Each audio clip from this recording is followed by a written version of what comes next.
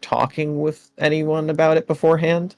It was very much an illegal act, even it would have been seen in decent eyes as it was a herald base, but still not a whole lot of hard substance. The only evidence that did exist was burnt to a crisp in Laura Jenkins' home.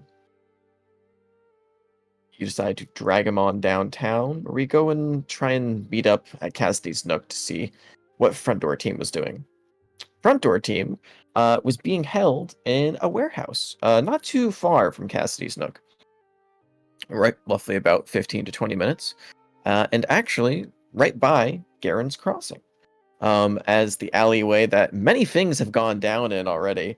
Got some more information inside of that, as you came face to face with Alistair, the owner of this current establishment, and a bartender at Cassidy's Nook, who broke down a whole lot of information for you. One, he interrogated each and every single one of you, asking you a whole lot of questions, both about yourselves, about the reason of why you were there at Cassidy's Nook, and trying to get a both assertion of what was going on in the group-wise aspect of things, of what was your mission, but also personal goals and feelings, and morality of what has become.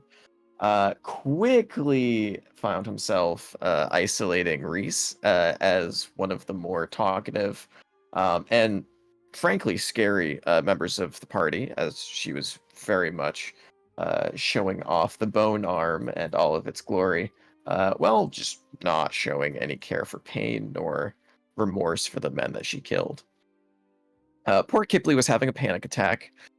um, and it only got worse as the conversation went down. And boy, oh boy, Mammoth was singing like a bird, um, giving every single detail in full honesty, really giving us a full view of what a childlike adventurer would have in this situation. Sold his entire party and soul for some good old-fashioned chicken strips.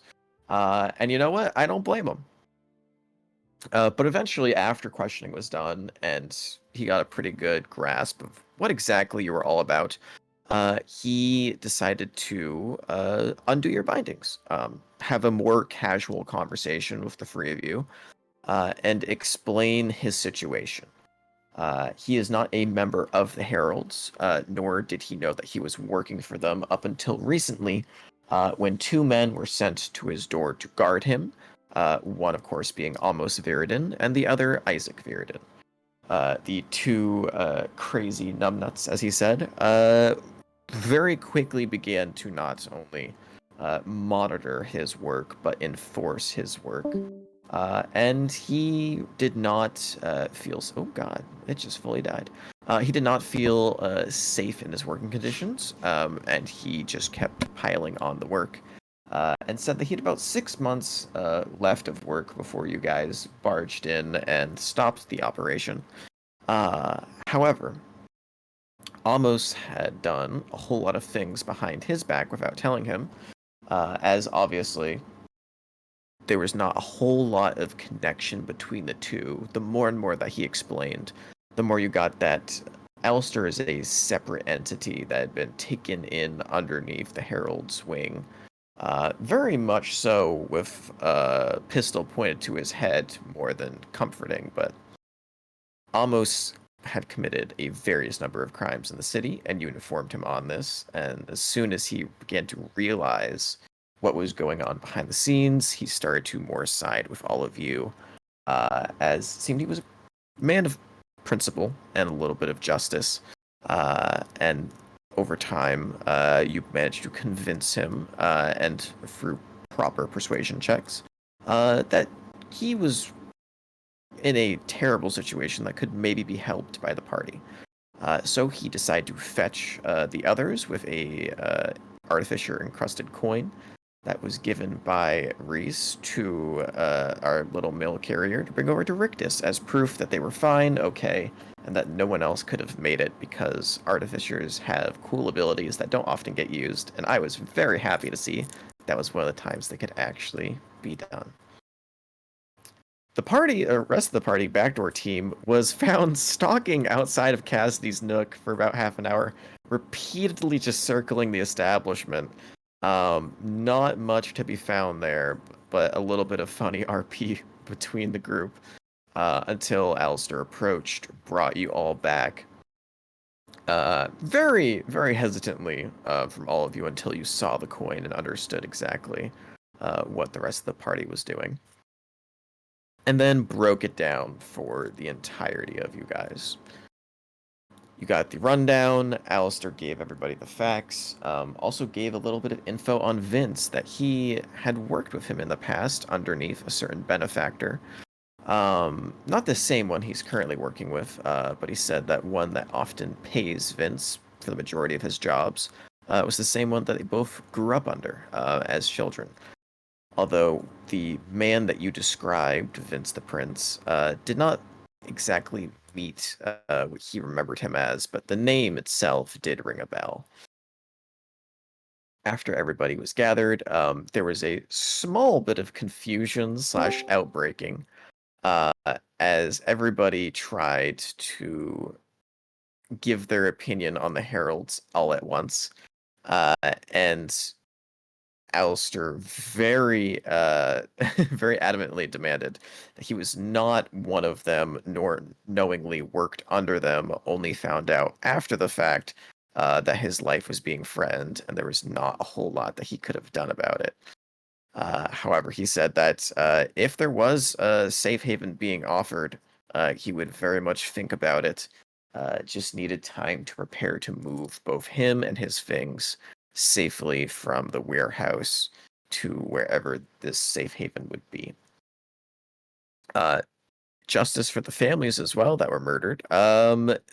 Maeve decided to take 42 gold out of her allowance every month to pay for all non-elven children in basic child support until they got into a place where they could support themselves, or a member of their family could support themselves.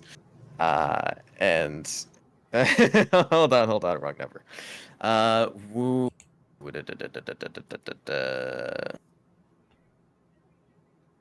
I may have fucked up the number slightly. It was around 40, I believe. Jared can correct me if I'm wrong. I thought it was 27. Yeah, no, 40 was the overall number that you rolled for I the was allowance. like, I told him You gave up all the allowance, baby. No, it was 27. Thank you. It was for paying 27. James and the families is Yeah, 27.6 gold pieces per month. correct. Leaving the rest, I was 21 golds, something around there for you.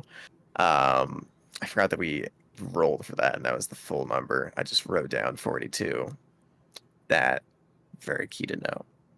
Let me fix that real quick. But yeah, very generously gave up a large part of your allowance to help pay for all the families. Steel trap. And at the end, we ended it with all of you having a small conversation with the mercenary group that was guarding the warehouse. Also, a bunch of mercenaries, also known as a bunch of Huckins, under hire from Alistair, where you met two of the individuals. One, Cal Huckins, a small blue tiefling who is very energetic and seemed to be rather innocent compared to the actual group she was hanging out with. And you met Dale Huckins, very much father figure like of the group. Um, older looking fighter merc type who offered his services in the future and tried to give a good impression to all of you, saying that if you ever had enough coin and you were looking for swords for hire, look for a flyer in town called Bunch of Huckins, and they'll tell you where to find them. And with that, we ended there, picking up tonight. So before we take a long rest, you do have the option if you'd like to, because there is enough accommodations here. You can sleep in the warehouse where there is a number of different beddings for all of you. Or you can attempt to make your way back to Maeve's Manor. I will leave that all up to you. Just as a note, if you have any questions for either the Huckins or Alistair, now could be a definitely good time to do so. Also, if the plan is to try and transport him uh, safely to Maeve's Manor to be under the Dambala's protection, might want to figure out whether you want to do that now or later, because the majority of the party, all three who is in front door team, are still at 1 HP at the moment. Very roughed up, extraordinarily roughed up. Had a meal, haven't been taken care of. If you guys have any hit die left from your previous short rest, absolutely feel free to spend those now. But we are not quite close for a long rest. But if you don't have anything that you immediately want to do, we can skip to one. And the cats are being.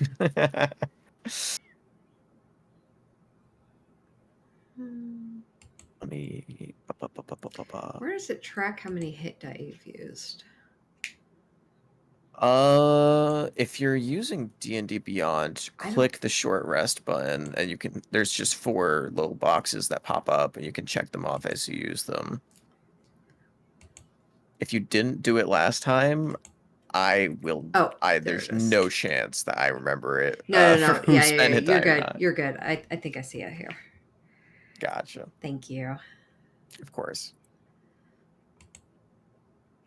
And if we're not sure, you can. I 100% trust you guys that we can just majority say that if it's there, and you can use it. I mean, we've been pretty good about upkeeping that so far. All right, let me get this back in. My poor bot dying on me. Bop, bop, bop. There we go. Okay. So, as we pick up in the warehouse, food is being ushered out to you. Oh, I did skip over that one massive part. Trying to rush get the session started. At the very end, to show a bit of good faith, Alistair called in Amos and had the bunch of Huckins and himself outright firing squad his ass to show that he is not in any way going to be condoning Harold's actions, nor is going to be attempt to working with them in the future. Very much so a man of justice as soon as he found out about what Amos had been doing in the city, since he had been occupying the area for monitoring his work. He decided to take him out of the equation before he started to leave this operation. Isaac is still out there, but for now, one Herald agent is confirmed dead, and you did get his loot and his arm. As you can attempt to slap that on Minion tonight as well. But you did get 250 gold pieces, Gloves of Fury, plus 2 starred armor, and a stone tablet, which, once upon identified, will ping off as a Herald access card level 2.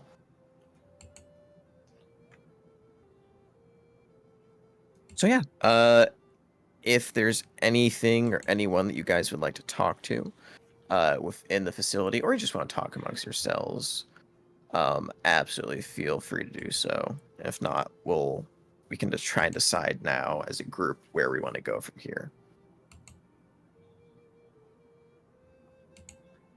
Won't we go into Maeve's house? That was part of the discussion. But there 100% is the question of, do you want to head over there tonight and come back for Alistair, or do you want to try and bring him with you tonight? Oh, I assumed bring him with us tonight. That's what I was thinking too. We just all go together.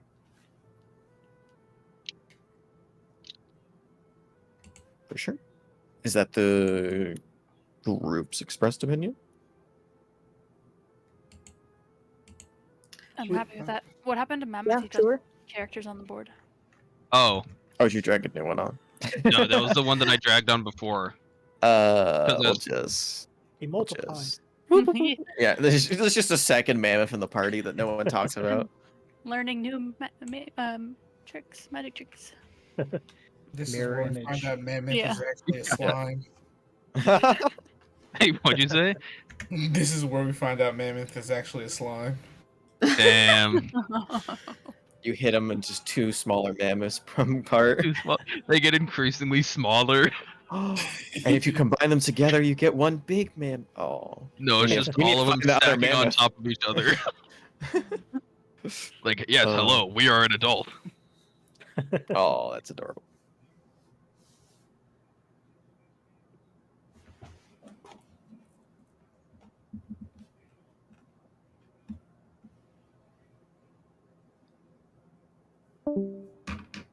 Oh. Someone's dying. Hey, she's back. Cool. Any current questions for either Bunch of Huckins or Alistair? I don't have anything. Bunch of Hawkins. Bunch of Huckins. Also, if anyone didn't see, I forgot to put it at the end of the last session, but I did put a game visual for James. It was asked for by the people, aka Mammoth. Yo, he really do look like a James. Hey, Which one is James James? be James.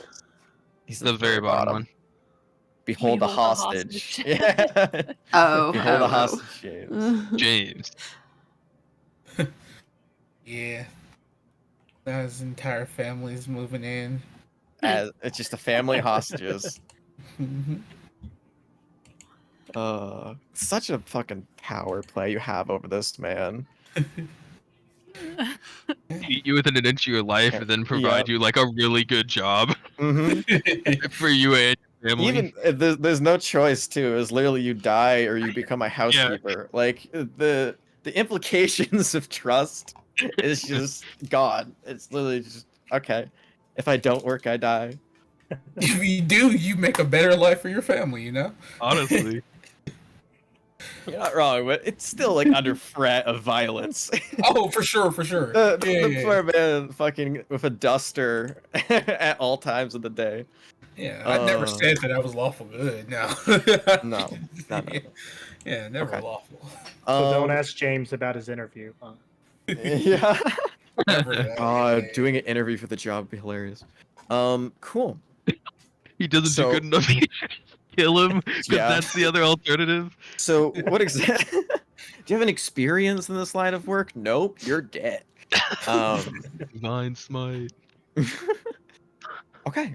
So are you guys are we all gonna be trying to go back to Maeve's estate currently? Are we gonna take the short rest and then head over?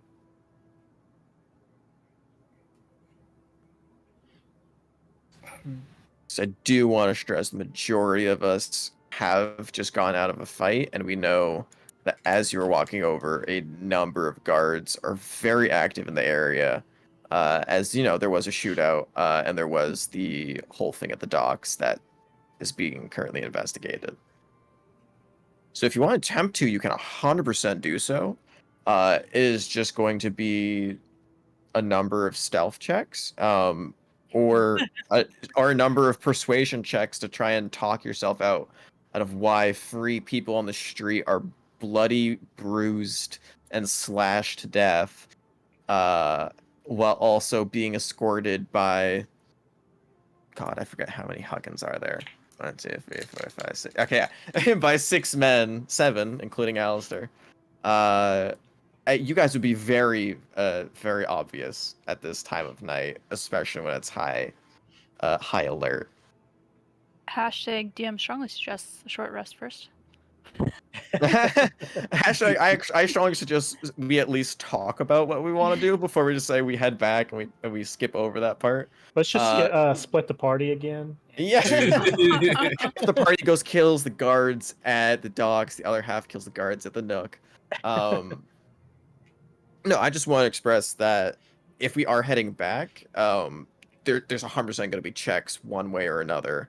You can all try and use any abilities and or persuasion, deception, anything like that to get around it. But there's very much a manhunt going on right now, and you guys aren't really inconspicuous at the moment.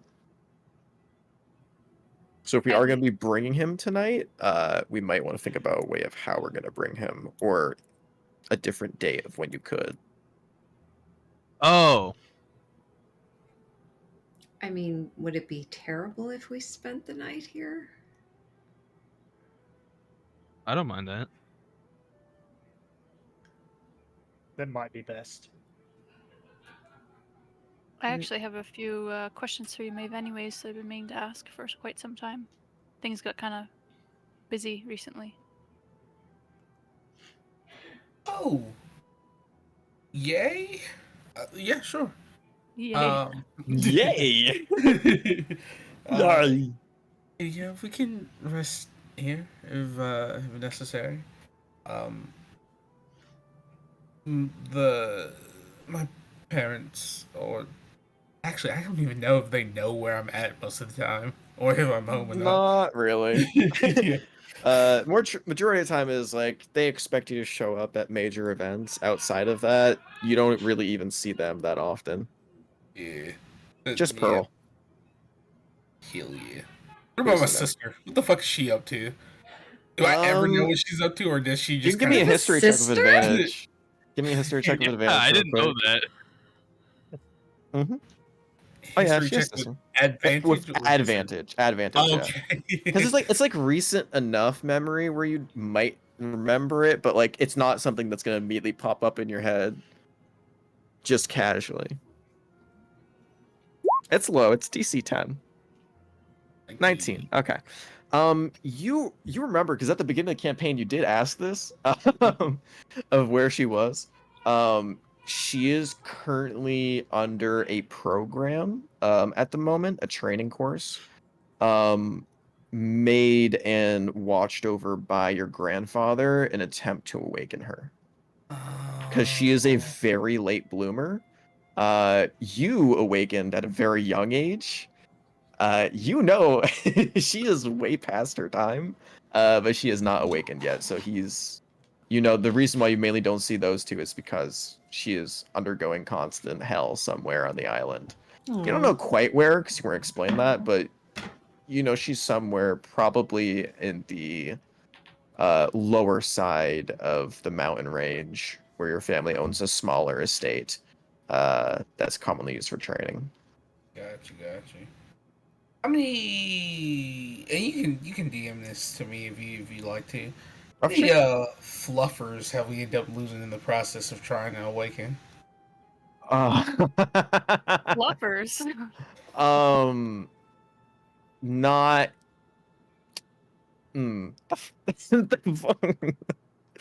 Not that kind of awakening always works. Okay. You're not quite sure exactly the methods being used, but certainly not the same ones as yours.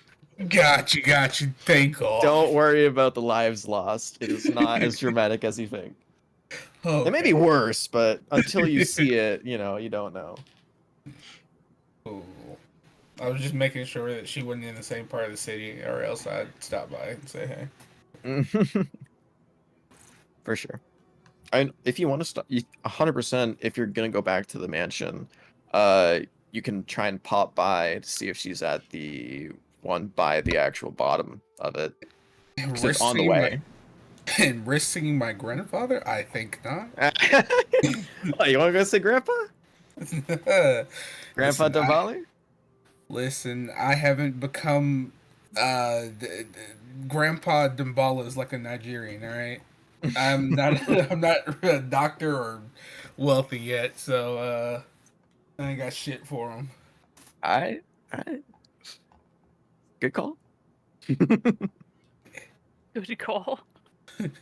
I'll need to end up in the same training.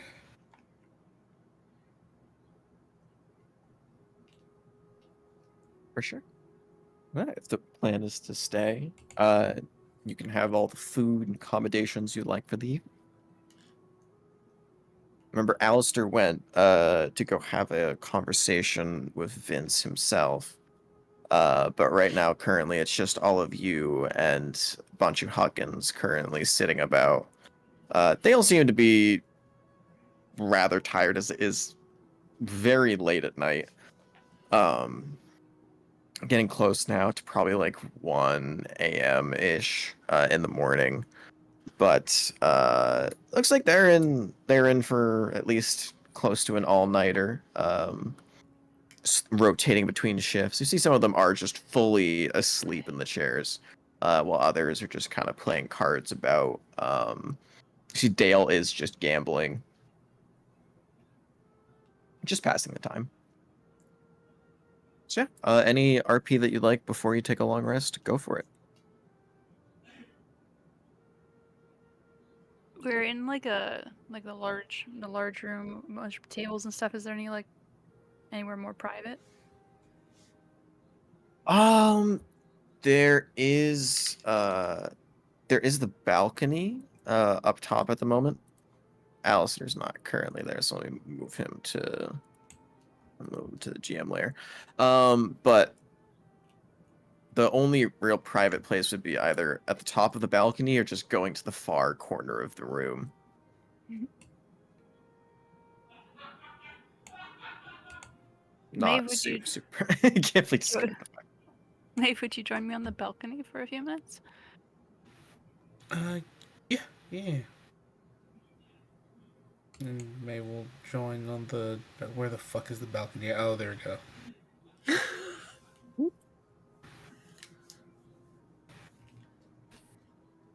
Balcony.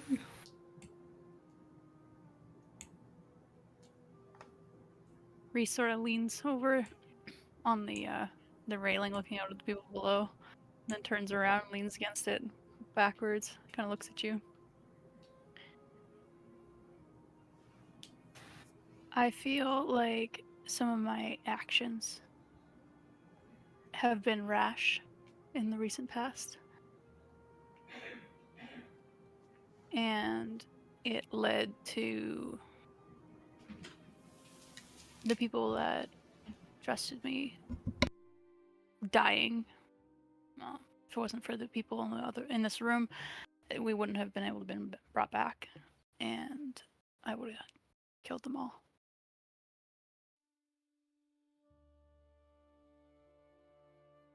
I have thought in the past that, given my life experience, I would have been more intellectually inclined to make decisions that wouldn't result the way that they did. And I'm sorry that I split our group.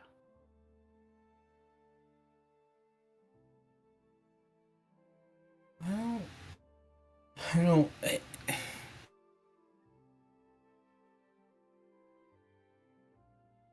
You all are your own individuals, your own people. You have your strengths and weaknesses. And if we are to be a group, I entrust that when you are passionate enough about something, you can handle it. You grow no stronger by me coddling. Oh, who do we lose? I think it was the goddamn bot. Yeah, it was the bot. Never mind. It was the bot. Just checked the out. bot. Yeah, the bot is just not having it tonight. Yeah.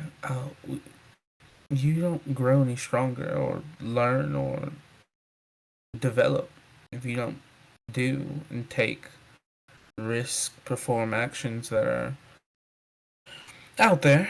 And you know, everyone had a choice. You had one, they had one, and fortunately it ended well, but it's important that you learn from it. Don't regret that you took the action. Only regret it if you learn nothing from it. Scratches at the back for neck while you talk.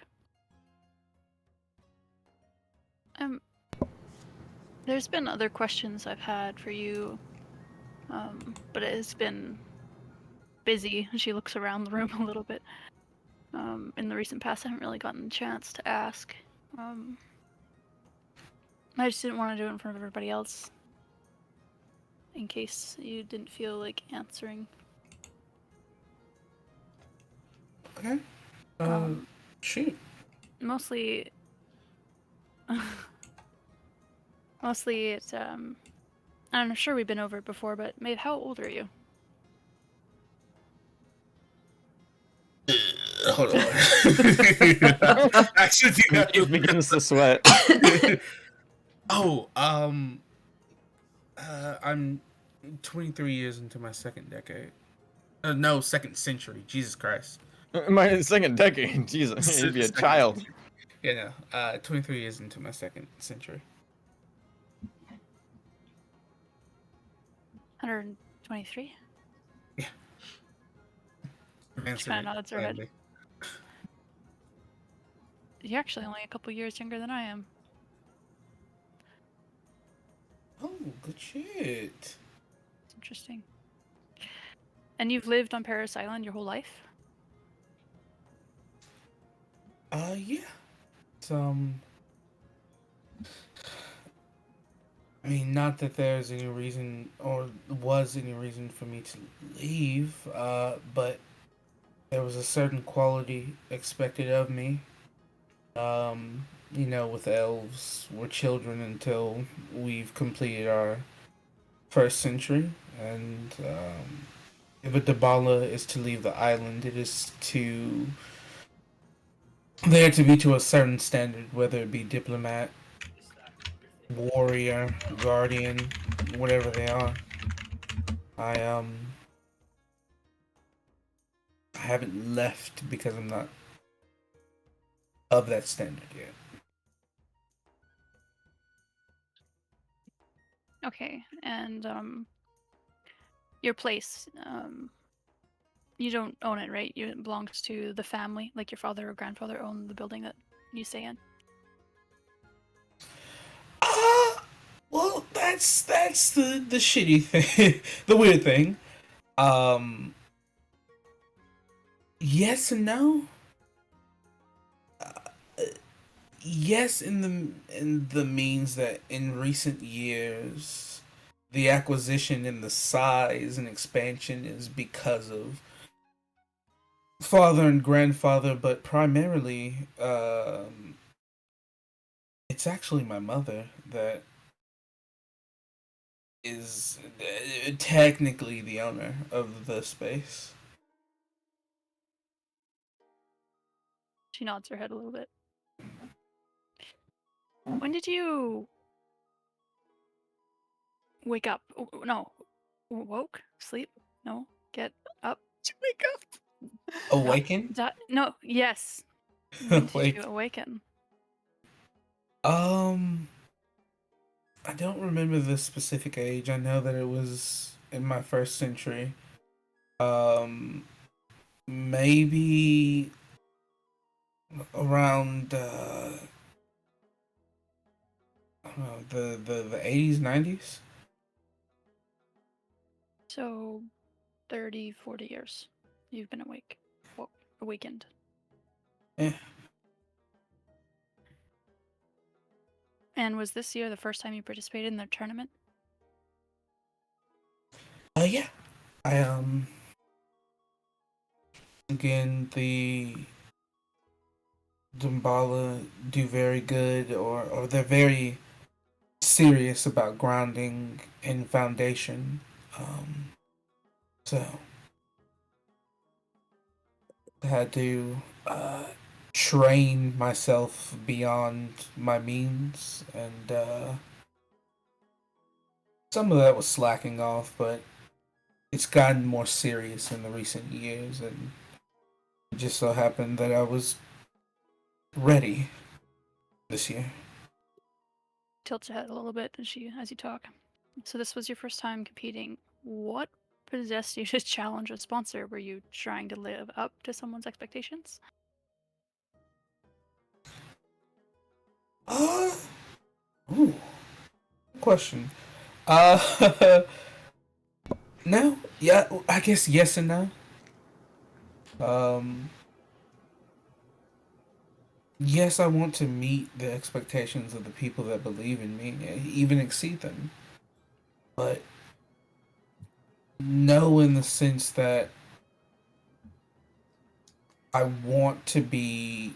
I want to see how I match up, what I am capable of, and you don't do that against weaker individuals. It's comfortable, easy, convenient to battle those of equal strength or weaker, but you never truly know what you're made of unless you test yourself.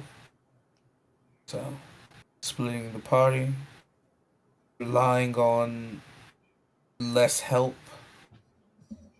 putting ourselves in extreme restraints. Well, I don't like what we did tonight. I look at it as an opportunity to test my capabilities, whether it be persuasion, uh, diplomatically handling situations, or surviving insurmountable odds.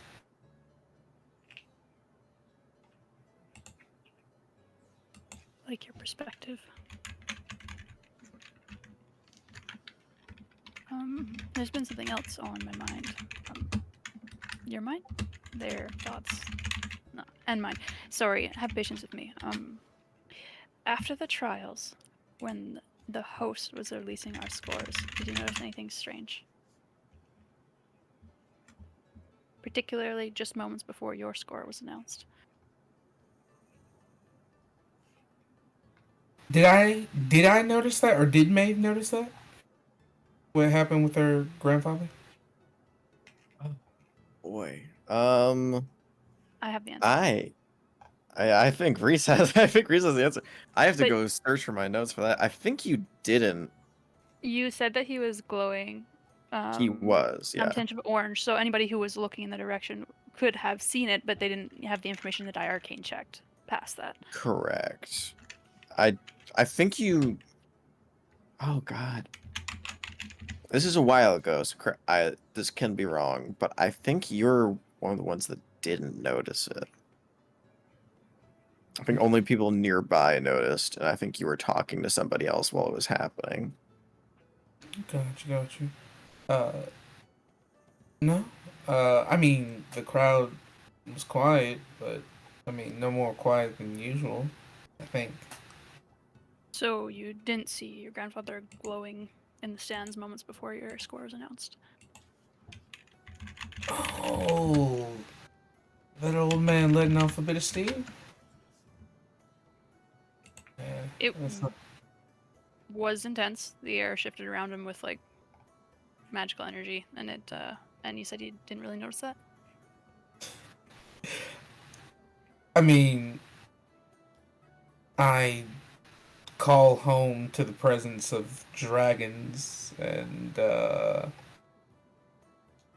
my grandfather is my grandfather.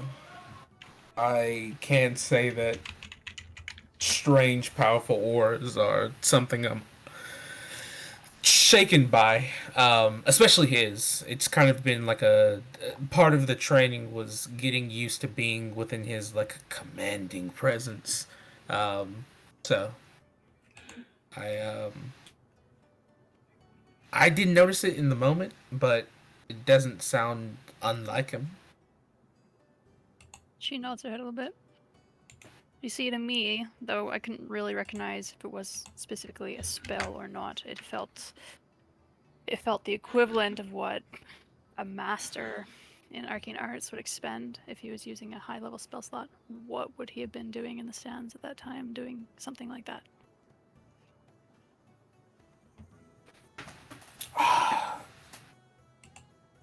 If you're if you're asking me because I know him, I would say making his presence known, flexing, if you can call it that. Seems very arbitrary. Yeah, but it's in the most subtle of moments that, you know, when the hush falls over the crowd, the expectation is tense, everyone is leaning forward. Just a reminder of who you are. Also, Your presence.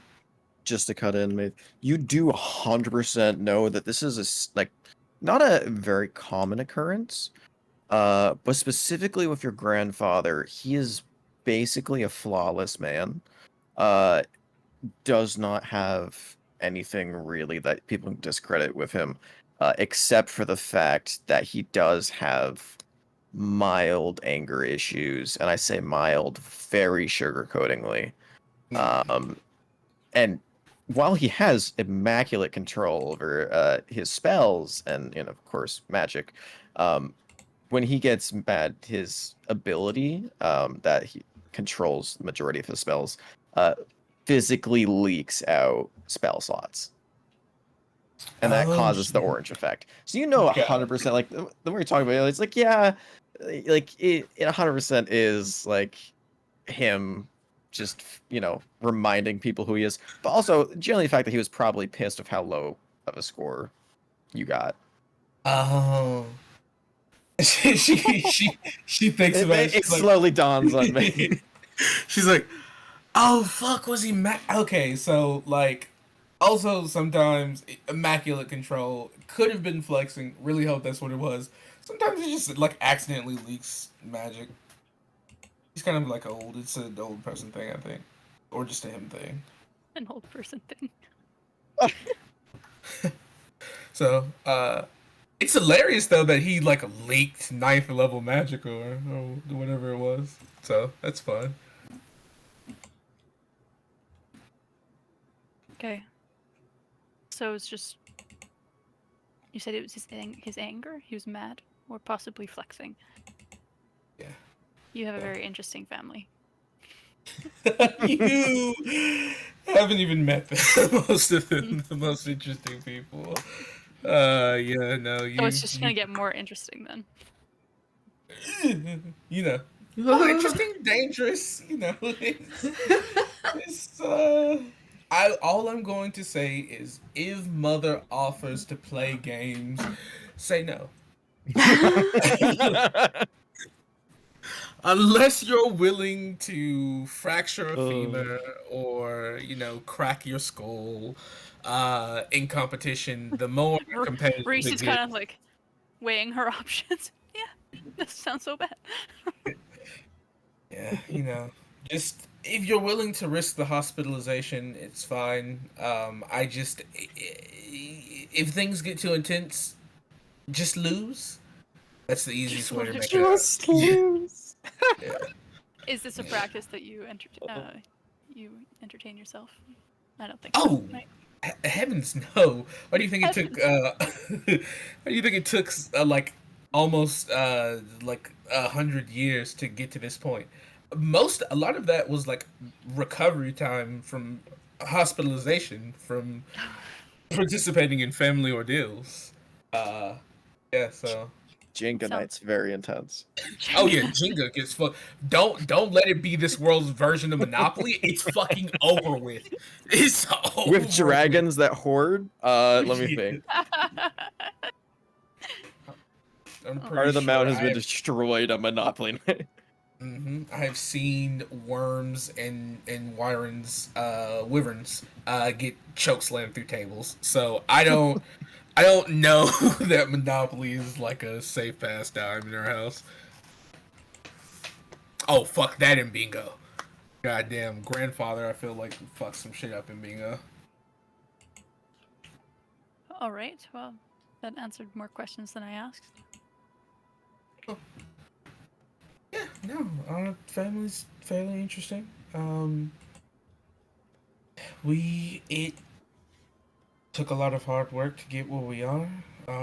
We play hard, work harder, and we take every moment to push ourselves to the limit. Focus on the fundamentals, strengthen your core, don't get fancy with it, and you're good to go. So. Sorry guys, just a second. Hey.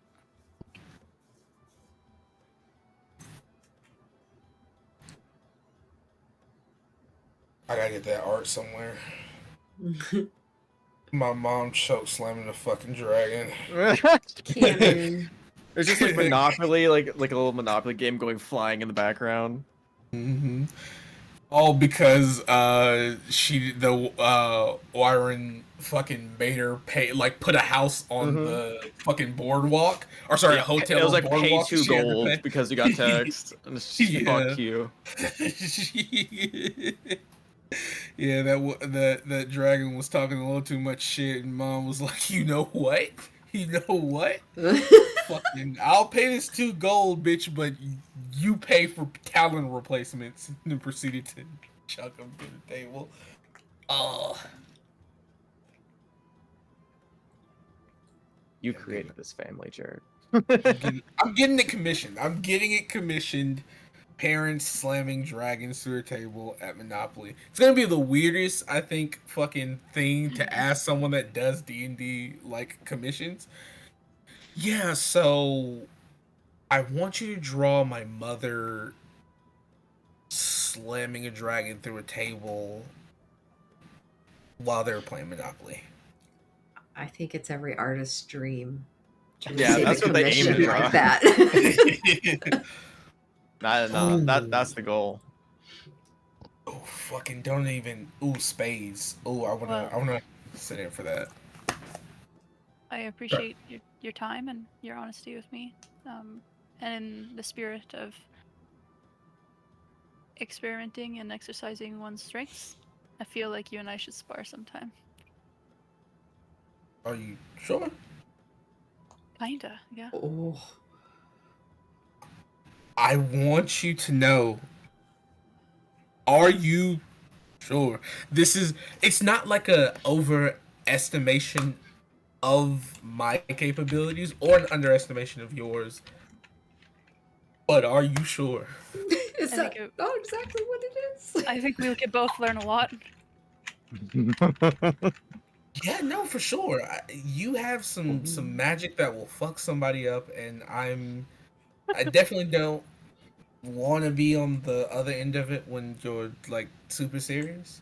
But yeah, no, we can spar. Just Not I now. love I'm the a little tension. tired still. okay, good. Okay, all right. Maeve drawing the sword. Yeah, just maybe let's not if we get to like uh a median level of like damage, and we kind of like our tank hits halfway, maybe we should surrender a call before it gets to that point. um yeah. She starts smiling sort of wickedly. Yeah, sure, Maeve, I'll do that. All right. I just, you know, I don't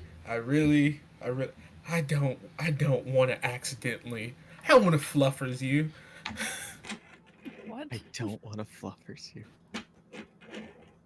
It's how I awakened. Do you care to elaborate on that? Yeah,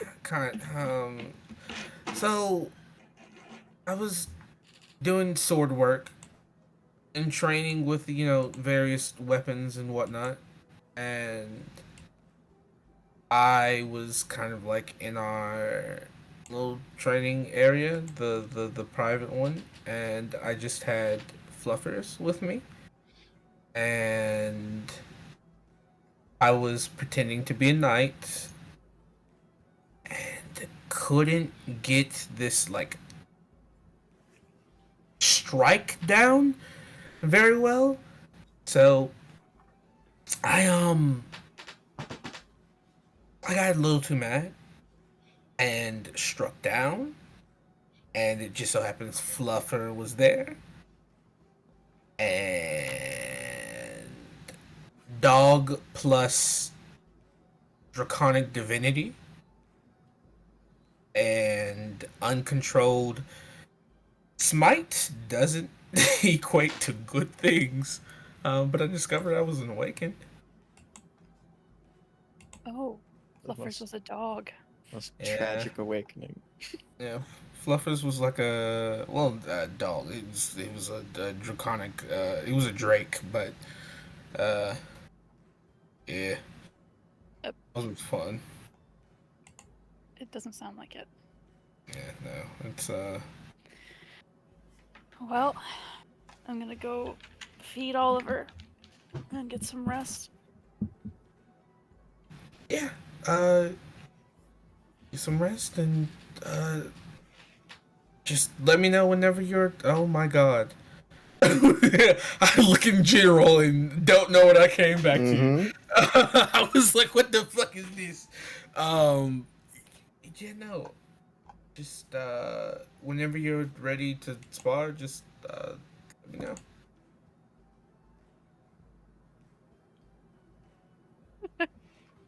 When did we talk about extreme restraints?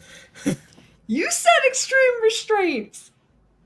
I don't think anyone else's mind went there but yours, Kipling. That's I was like, that's your fault. You brought me down.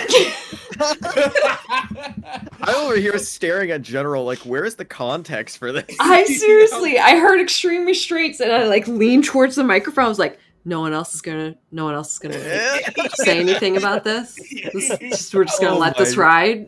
Oh my god. I don't even remember the context. What was the I don't. context? I wasn't listening. All I heard was There's extreme, restraints, and that's I the was first like, thing you thought what? of? Oh god. And the best part is Shakira started playing at the same time. Are you trying to make a joke about Shakira? What's going on here? Oh my The god. hips don't lie, extreme restraints. Something's happening. I looked down. I was like, what's in general? Oh god. Everyone has different awakenings, okay? And some of them aren't magical. Some of them are very magical. Oh, so But we don't sorry, talk y'all. about those. Oh god, that just made my night. Alright. So Reese goes ahead and walks away eating peanuts, feeding good old Oliver. Wonderful. Anyone else have anything? Kipley sleeping by the fire. Okay. Wonderful. So everybody, if you would like, you can go ahead and slam that long rest button. But before we go to the next morning, conveniently enough, speaking of extreme restraints, Kipley, what you be having going on? well, there's many different types of patron dreams. No, I'm kidding. But as you do fall asleep, grasping the monocle and slowly curling up in a ball by the fireplace. The rest of you do see Cal walks over and puts a small blanket around Kipley. Not wanting to move her, but not, obviously wanting to just be out all night in the cold. As you begin to drift asleep, you find sleep comes very easy to you. It's been the longest day of your life. You've literally been up all day, all night, waiting for a raid, the most stressful event that you've ever partaken in. You murked multiple people with Vince's gun. You had PTSD from getting slammed down again by Amos. It has been a fucking day and a half. You were knocked out in an instant. But about a few hours into your rest, you feel your mind awaken. The body's still sleeping, but almost in a lucid dream type style. Open up your mind's eye, and you find yourself back at that shadowy river that you left off with when you first had the conversation with Evelyn about looking deeper inside yourself for your patron. Except this time, as you look around, you can see the river still has your reflection in it. The moon still crescenting above. But the darkness is filled with something else this time. It's not just surrounded by pitch black void. Instead, there are two beautiful and pearlescent covered trees. And you see that they are currently without leaves, and have this strange kind of coloration to them. It looks like they're about 15 feet away from you, further up the shoreline. What you can feel as the moonlight slowly fades onto you. It does the same to the trees, causing them to glow ever so slightly. Do you choose to investigate it, or do you choose to stay by the shoreline and enjoy the view? I think she would sit there for a moment, just being pleased. She's just exhausted and doesn't want to do anything, but then she can't help herself, and she fucking gets up and she's like, "Yeah, no, I know it. I know. Yep. All right, we're headed towards that." And she marches towards them. Cool. As you make your way towards them, go ahead and give me a perception check or investigation check, your choice. Oh no, would we lose? Oh, God damn it, Ash. She's dying out here. 18! Fabulous. Wonderful. Gotta go look for Keith. Oh my God, love that. For sure, as you walk up, you see these are roughly about 15 feet tall trees. Not massive, but like for their standard and rather slim build, they look rather tall. And there's not too many branches. They're very minimalistic.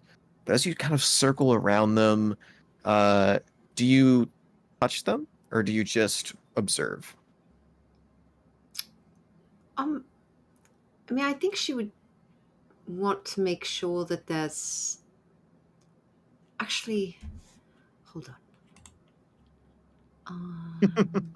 Just gonna roll this for myself to see, because I I'm not love the sure. self-roll check. Yeah, no, she walks straight up and she just. How far apart are they? They're only about 5 feet apart. They're Yeah, not she's very just distance. gonna one hand on each. Okay. As you place one hand on each, you feel the immediate cool surface of a material you're not immediately familiar with. However, with an 18 perception, after a few seconds of running your hands up and down them, you have a sense. It's not, from what it looks like it could be marble or maybe some sort of granite, polished granite, some sort of stone. Oh, But then you knock on it. It almost sounds hollow. this is not what we And were then it expecting. dawns on you. It looks, feels, and sounds very familiar to Bones. Oh. And as you look between the two trees, one hand on each, Ugh. as you actually pull your hands away, you can see there are two small inscriptions on each tree. I believe, actually, let me go check your languages. You speak, if I am not wrong, Abyssal, no? Yes. Wonderful. You see a language that you have not have to read or have read in so long that it's barely recognizable to you. However, without even having to think about what language it is, you see these carvings inside the tree. And you read off two names. Isabel Durgan and Robert Francis. Two names that mean nothing to you. But looking at the trees, looking at the inscriptions, go ahead and make me a general intelligence check if you would. Also, I know, Rick. I love Bardcore so much.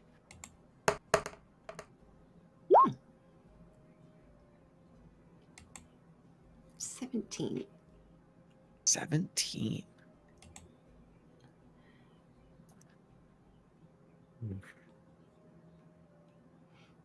You're not sure to the most certain extent Mhm. what exactly these names are. Right. But as you think about tonight, you think about your pact, you think about your patron. Patron never described what the actual pact was bonded between you.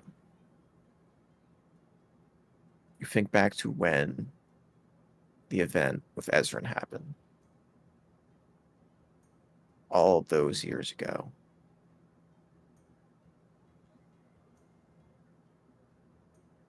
And the question's brought up in your mind of, do you even remember any of those names? And it slowly dawns on you the amount of people that you killed tonight.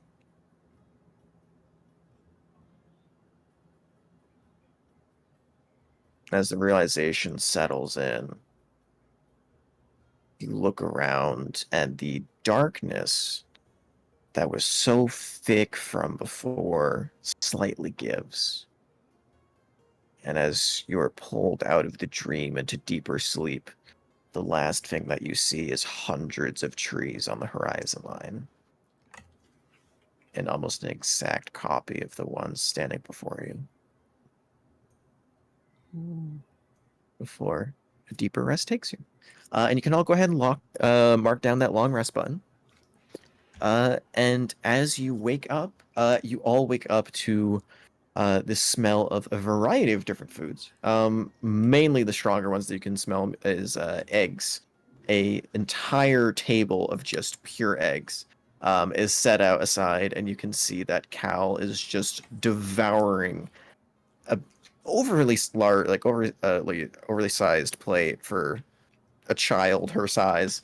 You see she's just digging in. You see that the rest of the bunch of hucks seem to be awake. And you notice that Vince is awake as well and is currently eating at a table by himself, looking rather tired, a little bit drained, and overall looking a little sad, a little depressed, as he's just slowly chewing food in the corner by himself. But as you all wake up, you see he kind of gives you a slight wave and a nod. Does not outwardly say anything or approach. But yeah, as we all wake up to the new day, is there anything that you guys would immediately like to do and or any RP you'd like to have?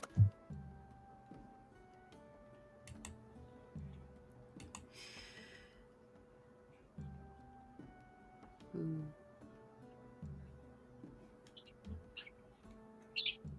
Oh, I don't think so. I think I'm good for now. Okay. Quick question. Sure. When we hit the long rest button, is it supposed to restore all of your hit dice or only a certain number? It restores half of your hit dice. Okay, thanks. For sure. Wonderful. So, as a plan, you see Alistair walks up to the group as you're all getting breakfast, and goes, welcome in. I'm glad that you guys stayed the night. Breakfast, feel free to enjoy it. If you need anything else, let me know. What is the plan? What are you all thinking for going forward with this? 'Cause as it stands, with one of my watchers being dead and the other is unaccounted for because of his run-in with your friends, I'm left in a position where I really can't go back to the Nook. And I don't want to so quickly put all of you in danger, despite the fact that you did offer. I just want to check in and make sure that is still your overarching opinion of what you would like to do. If you're offering Sanctum, I'll take it, but I just want to make sure you understand who you're going against. As you know, these guys are a small part of the heralds that are interested in my work. Well, I have a question. Oh, sure. Where is Vince? Vince? Yeah. He's right over there. She looks over where you're pointing. Does he look alright? It looks a little fucked up. He doesn't look like he's been he doesn't look any like worse condition than you did last night. As you know, he also went down. It's just he looks a little more fucked up in the head than the rest of you do. Kippley just gives a small little wave. He looks up and gives a slight smile. Maeve will yell back to him. So the front entrance, right? She makes a little smile. You called it out to Vince? Yeah. Oh boy. He does not. He just straight up does not respond. He looks in your direction and just kind of stares off for about 10-15 seconds before just kind of slightly like shaking himself back into reality and slowly looks down back at his meal and continues to work on a single egg piece that he has on his fork. Maeve. What? Oh, okay. All right. Listen. There were terrible things that happened, and we all grieve in our own ways. Mine is comedy, all right? I can't. In a bad situation, I either get really mad or really funny. That funny is subjective. He lost Well, you're right a about lot that. of people too. Yeah, I would just I just lead him be for now. That's fine. Oh wait, actually, how long have you guys known him, if you don't mind me asking? Because I want to get the whole background between you and Like Prince over here. years. Make me a deception check. Long time.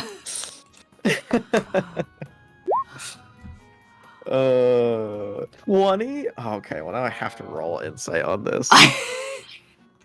God damn it. Plus insight. Plus, what is your insight bonus? Plus 6. 10. Oh god. So you've known him for years. How many? I'm surprised we've not crossed paths before, because I've Well- known him for all my life. Hasn't mentioned I mean, actually you do gave you me mention all your girlfriends? you're his girlfriend. So wait, are No, you an Not ex-lover? anymore. You're an ex-lover of Vince the Prince? I So you knew don't him want to before he make- looked like that. You dated him when he Whoa. Whoa, lady. You got some strange taste on you, I'll give you that. Yes. But that's impressive that you went for the old version of him versus that. It's no offense. Whatever happened in between point A and point B did wonders for him. And you see he pulls out a small locket. And it is a small portrait, very well detailed.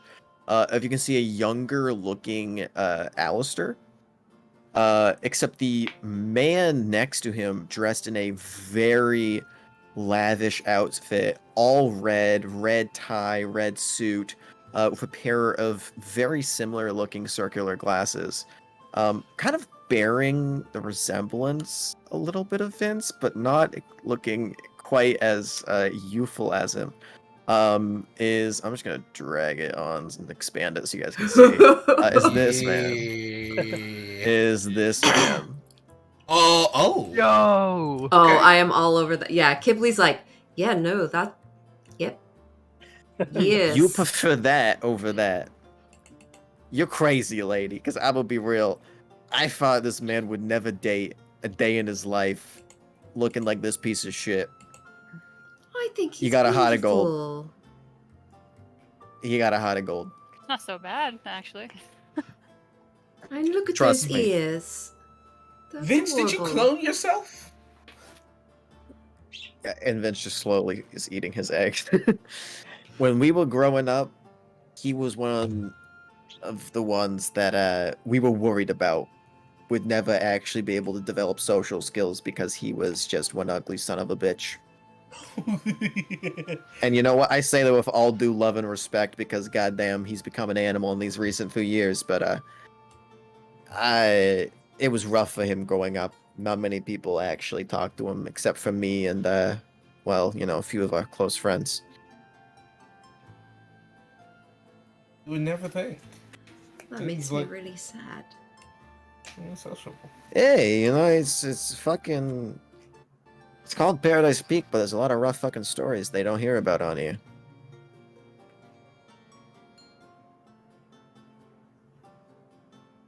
So, all fun and games aside, can't believe you dated that guy. And, oh, sorry, I just keep coming back to that because you look very young. Don't And- mention it to him. I don't think he likes because I'm gonna bring it. I'm gonna bring it up Look, 100%. it was I a need to know the hard details. breakup. He did not mention anybody No, his because entire you don't life. mention the ones that dump you. Oh, you dumped him? It His was a only very... girlfriend in 275 years of life, and you dumped him. Ghibli. That is low, lady. That is Look. low. You don't have any idea what the situation was. And I don't Explain it. appreciate you judging it. Oh, Cozy. God. We gotta know, because And you can see come on. a few of the bunch of Huckins now are just kind of like very obviously listening in on the drama. You can see Dale is just not even trying to hide it, just eating eggs like someone watching a TV show, just very excitedly going back and forth, looking at whoever's talking, enraptured by this conversation. The fact of the matter is, it wasn't him, it was me. Ooh, Oh, this is no. what they See, when all you say that, say. yeah, no. When you say Oh. that, it's always them. It's never you. No, Ever. it That's was the me. roughest line that you can hear. I've heard that way too many times, lady. Well, All right. you know what? That's not my problem. That's your problem. Oh well, no, I'm not saying Oh. it's your problem, but we think we both know it's not often actually you when you say it's you. It's normally them, but you just don't know how to tell them.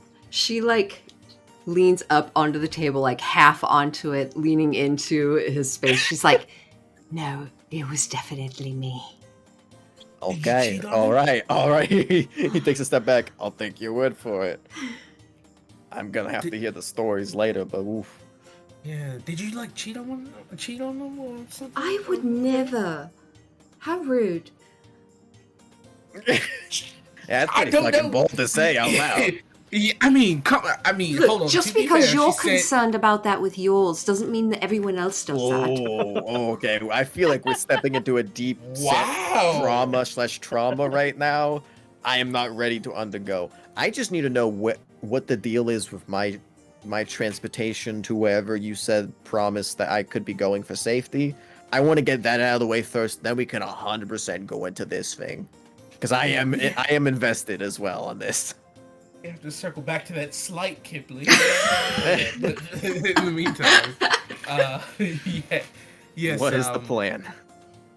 I mean, we can just head out now. I've pretty much polished the armor, gotten the stains of the innocent out. Cried a Your little bit. plan is to just escort me with an army of people through downtown?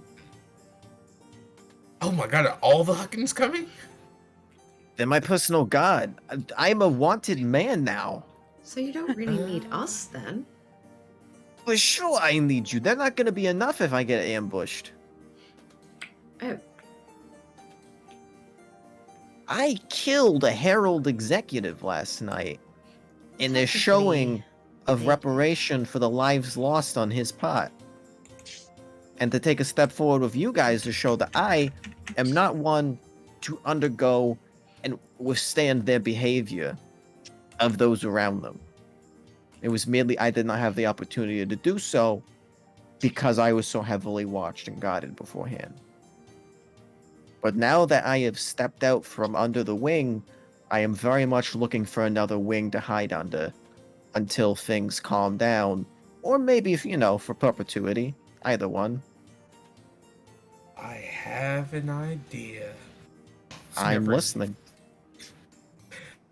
So yeah, no, we just walk back to the manor. You with your guards and your envoy and such and so forth. And if any of the guards, ask or confront us about it, I'm not worried about the you- gods.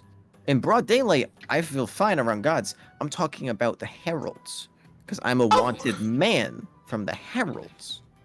yeah, fuck those guys. Yeah, if the all we got it.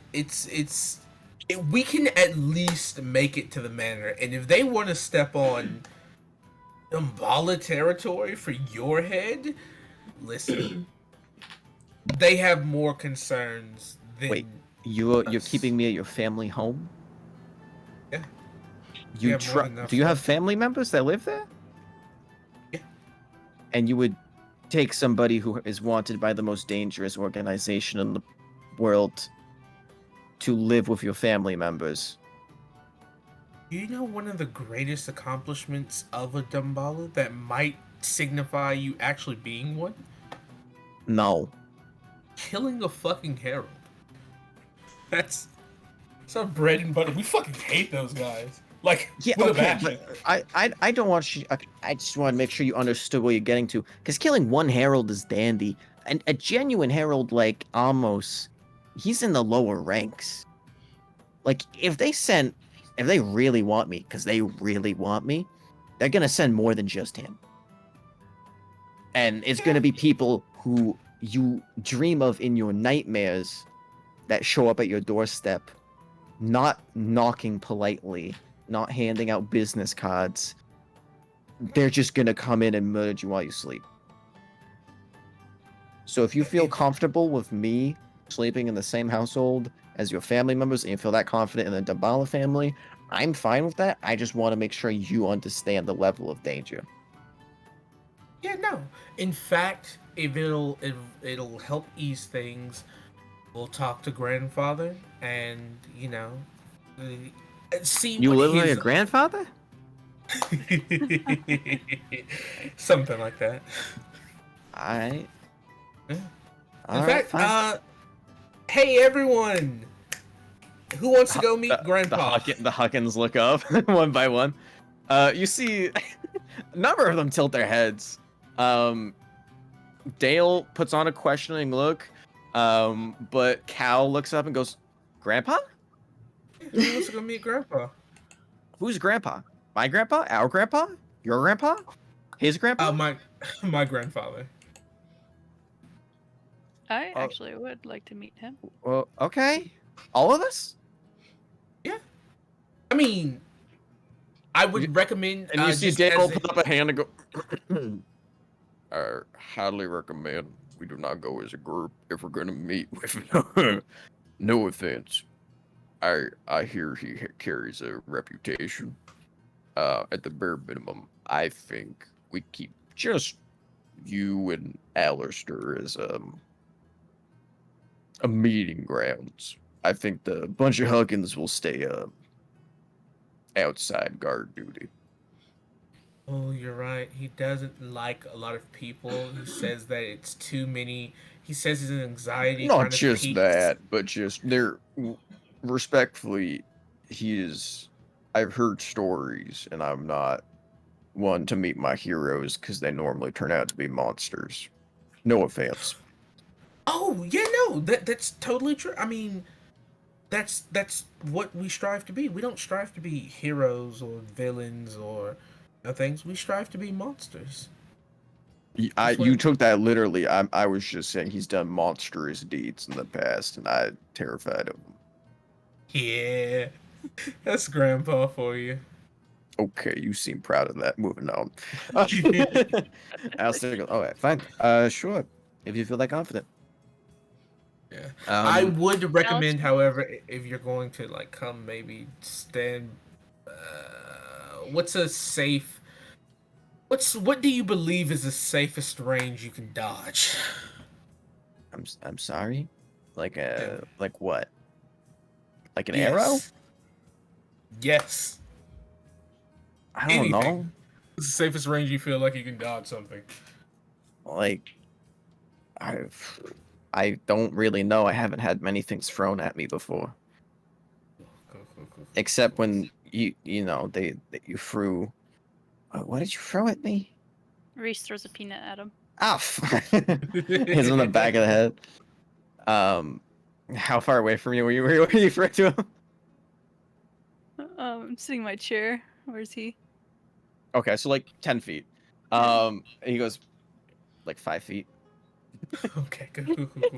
I So don't know. maybe stand like at 20 away. Well, I was gonna ask, do you guys, any of you adept at like spellcasting? Can you like disguise me or something? Can you hide my presence, turn me invisible?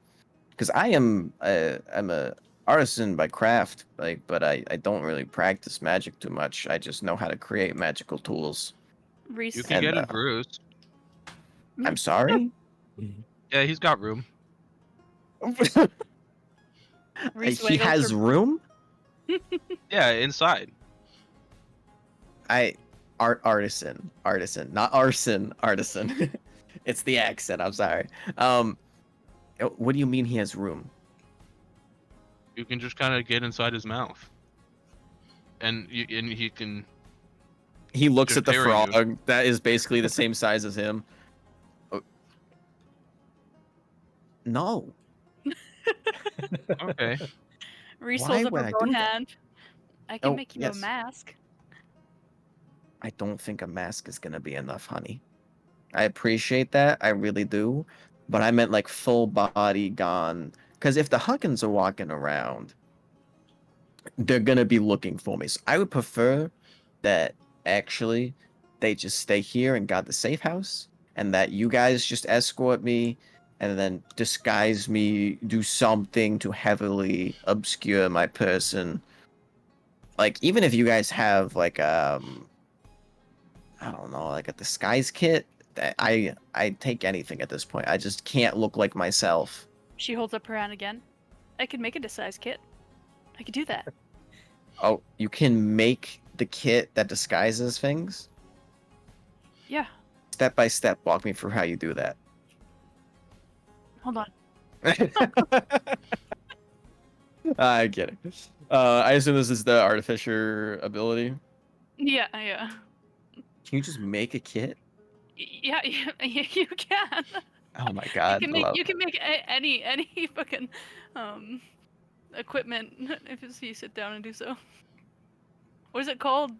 Is it the right tool for the right job? Is that Right, what you're yeah. thinking Wait, of? is Rich? Does that include tools and kits, or is that just tools?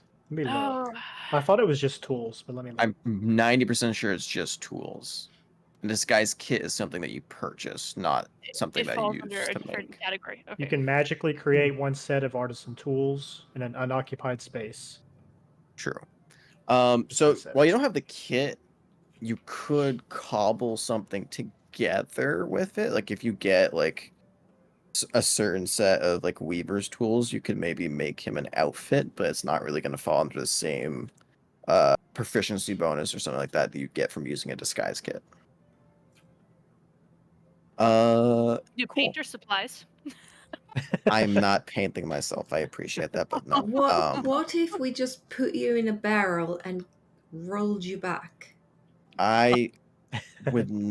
I no. I'd rather be in the frog. Well, Okay. all right then. No, that doesn't mean the frog is okay. All right. So there's no other options. None of you know invisibility. None of you know anything like that. I Not really. don't. Not I. Fuck. Okay. Mustang will produce a set of fine clothes and put them on the table and just leave them there for him to decide whatever he might want to do with them. Oh. I can't believe I'm gonna say this, but it looks like the frog is the fucking best option. You love Bruce. Speaking of our friends and companions, would somebody unlock Minion? What? Oh, he's already been wandering. I don't know Okay. where he is. That's good. She's not too He's yeah. we tried feeding him last night, and we opened the door, and he just kind of walked out and was roaming for a little bit, and I kind of lost track of him because he's rather quick for his size. So I don't know where he is. Go ahead and make me an investigation or perception check, Reese.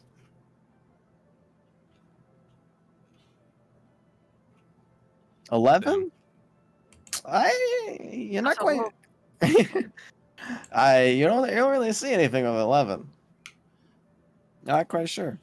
But you do have a direct bond with Minion. I don't think it allows you to see things that he sees. But I'm pretty sure you can communicate with him. So if you want to recall him, you can attempt to do so. Yeah, she just kind of reaches out to him. Show up Sure. a little bit later.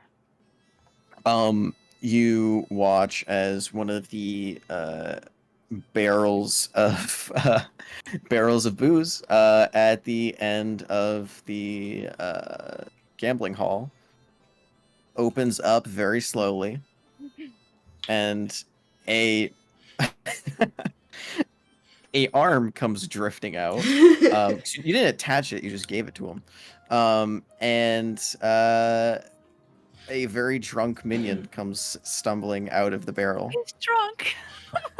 That's so great. And the worst part about it is he still only has 3 arms / legs. So he is walking over to you and falling about every 5 feet. And then picking himself up and falling and picking himself up and falling and just stumbles over and sits by your side. Kind of like holding the new arm in his mouth. Oh no, she put the arm in the token. Oh, he put the arm in token. Sorry, my apologies. It's just rotting in there right now. Well, the token, that's one of the best places for it to not rot, because the token's a vacuum. That's Unlike fair. your bag, which definitely reeks of rotten flesh from your, previous tenant. During that, Kipley would sneak over to Vince, like kind of creep up next to his chair, hands on the armrest, and just kind of peek up at him, be like, hey. This is so cute. Vince slowly turns his head towards you. Hey. You alright? Yeah, no, I'm fine. She like narrows her eyes. Well, I don't believe you. Yeah, it was a rough night. I got fucked up. I don't know, while you guys were whining and dining, I was getting the chair, so I'm still recovering. That's all. Well, I just want you to know I might have spread some rumors. You I see him would- immediately, he turns to you. maybe Knowing you from being the liar that you are, and goes, What rumors did you spread, Kipley? I think it might help in the long run. Mostly that you are an amazing person, and she like rests an arm on her hand on his like leg, He and she's tilts like- his head in almost like wincing pain, like, Kipley, you gave me Yes. 2 fake names when I met you. You don't need to lie to me right now. What did you say? Police. I might have alluded to the fact that you were an amazing person when you were young. Give me a deception check. Oh my god. Damn it! I didn't realize you had a +7 in deception. Oh my god. It's been criminal that you haven't gone away with a lot of this before. I know. Vince's insight. Aha, right, understandable. So it's just that I'm an amazing person. Well, I guess it depends on how you feel about me. But honestly, you know what? I think you were adorable when you were younger. Really, very handsome. What do you mean? Your picture. And you see he immediately becomes flushed. Who even showed you a picture? Wait, no, I don't have any pictures of me when I was younger. What do you mean? Who showed you that fucking picture? Vince. You know that I'm chained to someone very powerful, and sometimes I see things. You're saying your patron showed me a picture of me when I was younger? She has her eye on you. That's what I'm trying to tell you. She like Make me punches his another leg. deception check with disadvantage. I can't. Oh damn! I cannot believe it's still 18. Jesus Christ. This woman pulls up and says, "My patron showed me what you look like." It's like, God damn it! Oh my god! Oh Look, my fuck! She cares about you. Your patron cares about me. How Yeah, does your patron know me, Kipley? Please enlighten me because this is freaking me out. How'd she even get a picture of me? Does she show you an image? Do you have the picture of me? Well, I can also read thoughts. So you read my thoughts to find out what I looked I like when I didn't was mean younger? to. Sometimes it just happens. It just comes. Sometimes people think really fucking loudly, and I can't help it. I assure you, I do not think about my old self because I try to forget that very much so. But I love it. It is the most ugly part of my person, both physically, emotionally, and mentally. I don't want to think about who that man was. Well, I think it was beautiful. Well, you did not know them, and I would very much disagree.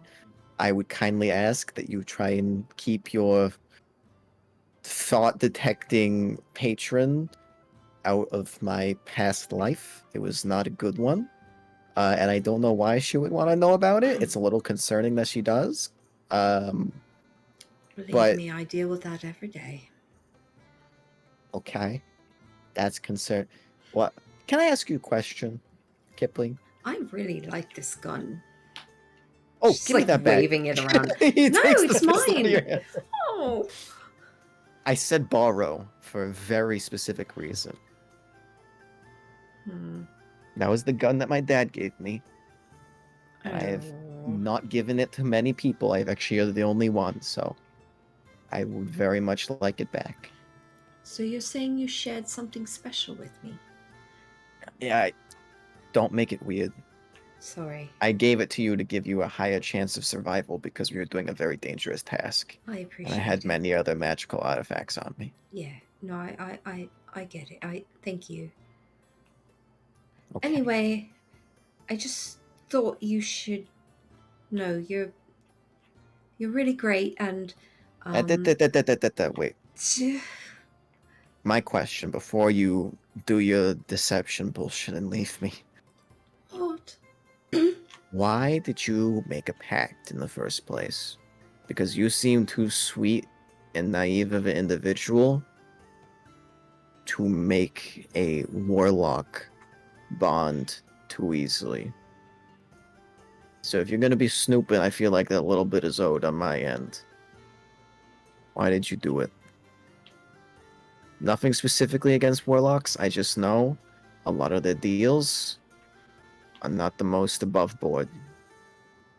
And if she's looking into other people's minds, she's forcing you to look into my mind. It's a little concerning. You see her get a little serious for a moment, and you like he would see her kind of for a moment contemplate like the lies just immediately coming to mind before she just kind of all right, the truth. And she kind of leans up closer. I didn't make a pact. I didn't agree to anything. It just kind of happened. So it was an unknowing pact. Not 'Cause knowing if- on my part. Yeah. Patrons can make a deal subconsciously or consciously. I know all well too much firsthand. It's unfortunate that you got yours on the subconscious level then. I'm sorry for asking. No, it's all right. I trust you. You shouldn't, Well, I because do. I almost got you killed. But you also gave me this really cool gun that I would not mind seeing again one day. Lexi, I feel like you're trying to persuade me into giving you this gun again. And I'm No, very much no. still questioning in the first place. It's clearly very special to you, and I would never want to take something like that from a friend. Right? That's what we are. Oh, is that not what we are? Go ahead and give me a persuasion check with advantage.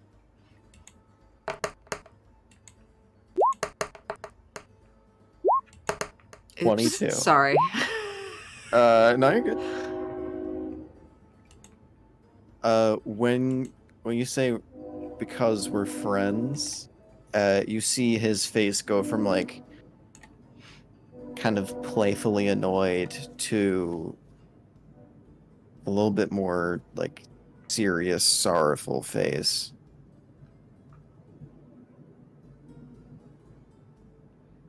And then just kind of pauses and looks down at the table for a second. As he takes back the gun, goes, yeah.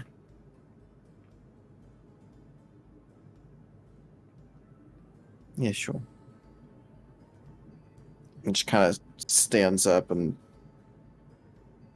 pushes in the chair, just begins to walk past you and towards Alistair's direction. Mm, You can make me an insight check if you wish. okay. 15. 15? Hard to tell. It definitely looks like you just struck a nerve. There's a whole lot more behind all of that. Like, that's one of those moments where you're like, ooh, I didn't know and or mean that, or mean to say something that had like something far more behind it, but that is something much deeper just got brought up. And there is either a bad memory or problems that have not been fully dealt with. And you see he goes to walk up to Alistair and then just goes and walks towards the top of the stairs and begins to ascend outside. Oh shit, and I forgot to actually bring Alistair still in the GM level, so you can't even see him. Oops. A man is invisible. And he's back. Okay. Kippley stands next to the chair for a long moment that's been pushed in. She just kind of reaches out her hand and just kind of touches the mattress for a moment, just kind of feeling it, and she's just kind of whispers, mumbles to herself, and she's like, no, I don't think that's, no, we should leave him be. No, I know. Shut up. It's not my fault. And then she just starts walking back towards the rest of the group. I love that we have two people who do self-dialogues. Two crazies is always better than one. For sure. As Vince walks out and past, you see Alistair goes, all right, cool. So frog transportation to the mansion. Does anybody need to do anything and or make any alibis before we do that? Do that. Get home. Go see Grandpa, as you said.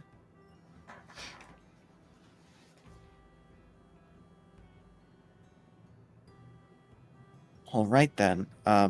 Do I just step into its fucking mouth? Like, how does this work? Is it like a pocket dimension, or am I literally just gonna be inside a frog's mouth? I think you're just in his mouth, but you can just go ahead and climb in. I'm gonna go ahead and take off my very nice shoes first. Then, he takes off his shoes. Does anyone have a bag that could hold the? I spent a lot of money on this to look nice. Actually, you know what? Let me just go change to something that I don't really care about, and then I'll change once we get there again. All right, I'll be right back. Walks out, comes back later in very like common tattered clothes, like a backup set of clothes that he probably left out like months ago and forgot to take care of. All right, I feel a little bit better about this. Does he just had it? And he walks into Bruce. It's kind of like, good frog. Uh, can you, can you tell him to open his mouth, or do I have to like pry it open? Like, how do you do this? You have to ask if it's okay. Looks down at Bruce. Good frog, sir. May I? Uh, may I please enter inside of your mouth for safekeeping for a while? Bruce looks towards you. Yeah, he says it's fine. And Bruce just unhinges his jaw, and a massive opening pops up. He goes, "Oh God, oh!" And watch as he sticks his foot in his mouth, kind of grabs onto the jaw to hold on to. And one of the most disturbing acts that you've seen, because none of you have actually seen Mammoth climb inside of Bruce before. Because both times, one, he was by himself, and during combat, no one had like line of sight on Mammoth. So this is the first time you've ever seen someone get inside of Bruce. It's disgusting. It's downright disgusting. This massive frog tongue just kind of sticks out. He climbs on top of it, and then it just kind of whips back, pushes his head in, and you just hear... and he's gone. Can And he now it's breathe just in there a okay? slightly bigger... You have no idea.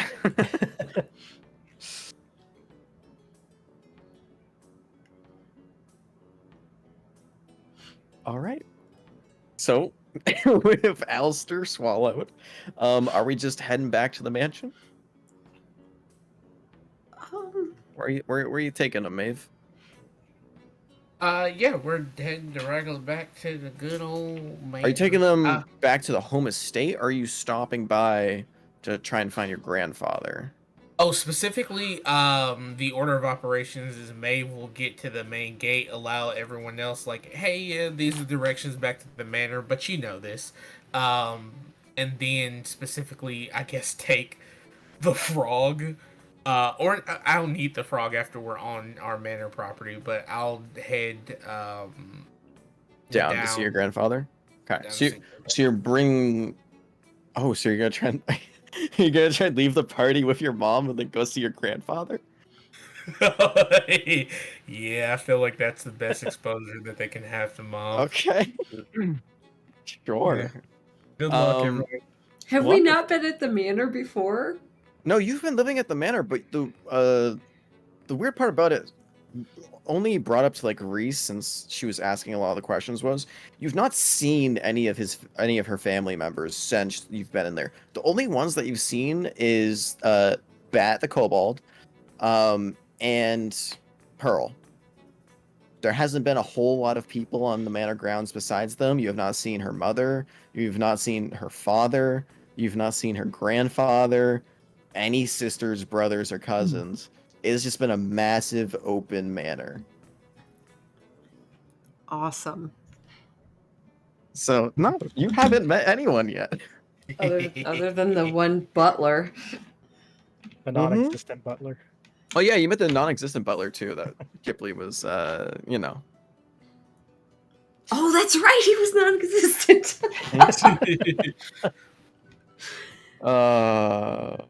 Maeve will We- yell good luck as she's walking off.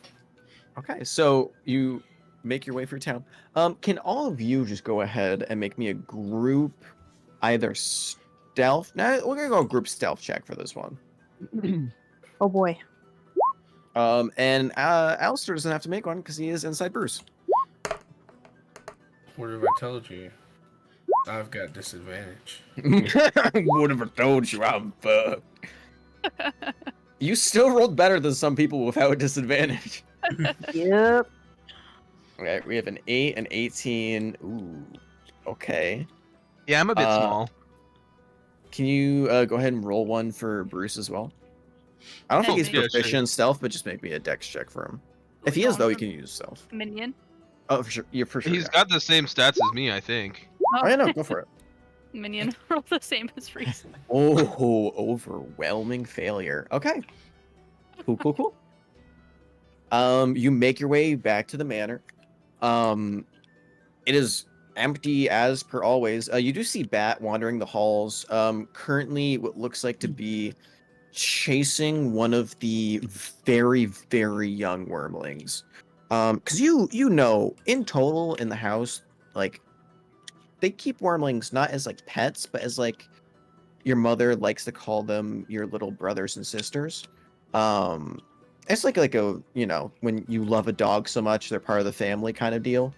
So there's a lot of the smaller wormlings that just get to roam free on the property basically.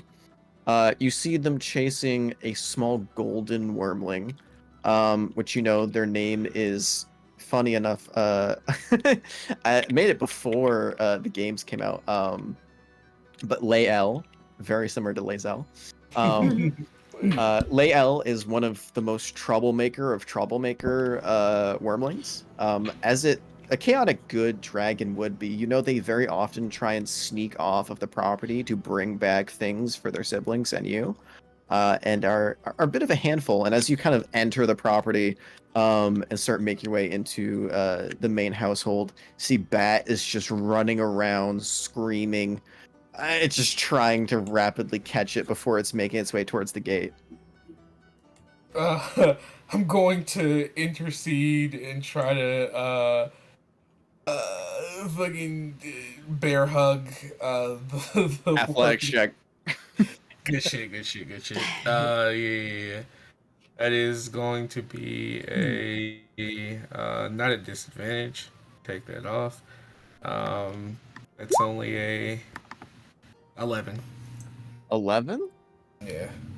Okay. Well, let me go pull it up because I do have it. I just have it here. Where are you? Where's Lay? There you are, buddies. My little buddies. Let me just go ahead and roll. He's not proficient in it, but he is still a strong little bastard. It's +4. Okay. I can't roll off the sheet. That's criminal. So let's just type it in. 11! Oof. Runs into you full head on. You all watch as, again, it's a wormling. It's a baby. It is a 7-foot long, almost near 300-pound dragon that just crashes into Maeve. And you watch as Maeve, just very much like you're stopping a dog who's running towards something dangerous. Plants both feet, holds at her hands like this happens very often, and just doesn't attempt to grab it, just waits for the impact, and then just takes the hit and is slid back just about probably 2 or 3 feet before you kind of ground down and just turn it into a hug. And you just now have Lael just kind of slobbering all over you. They do not have the ability to speak yet. So they are very early on stages of wormling, but seems very happy to see you. Hey, Lael, how you doing, buddy? You getting into trouble again? Just kind of coughs up a small piece of coal out of their mouth onto your now very well polished armor. Yeah. Oh, you were eating the coal again. Hey, just because you're like immune to fire doesn't mean you should eat the coal. You still do have dietary restrictions. Everything. Just coughs up a whole bunch of extra clown.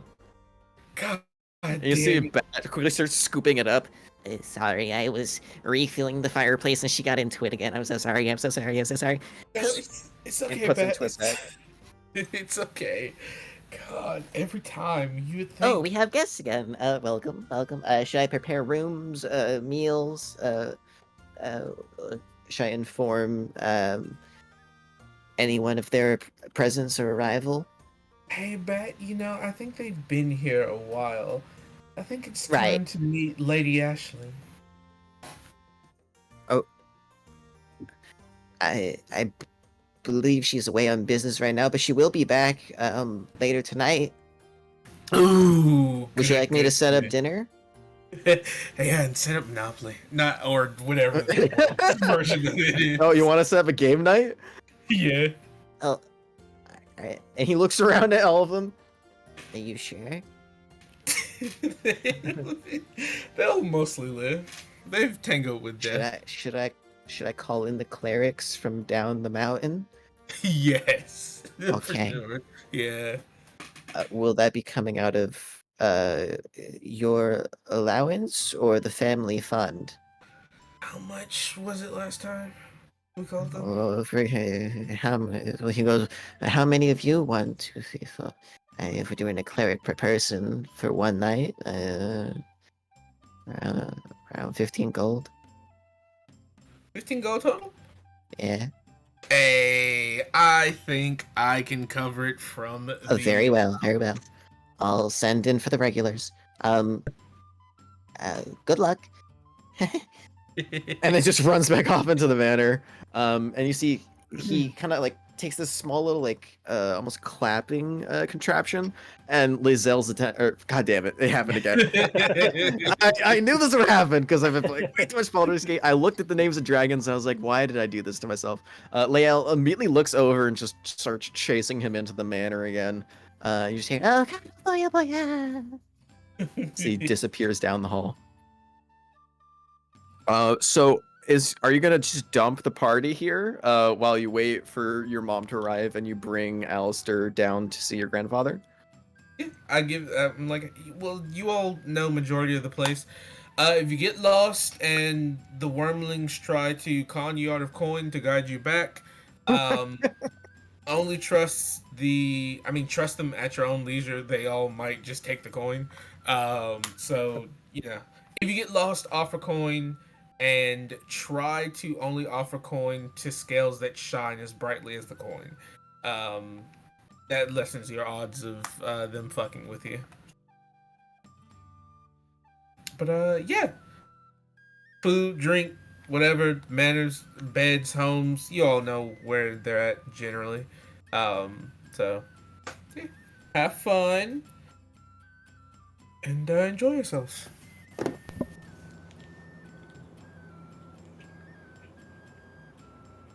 Okay.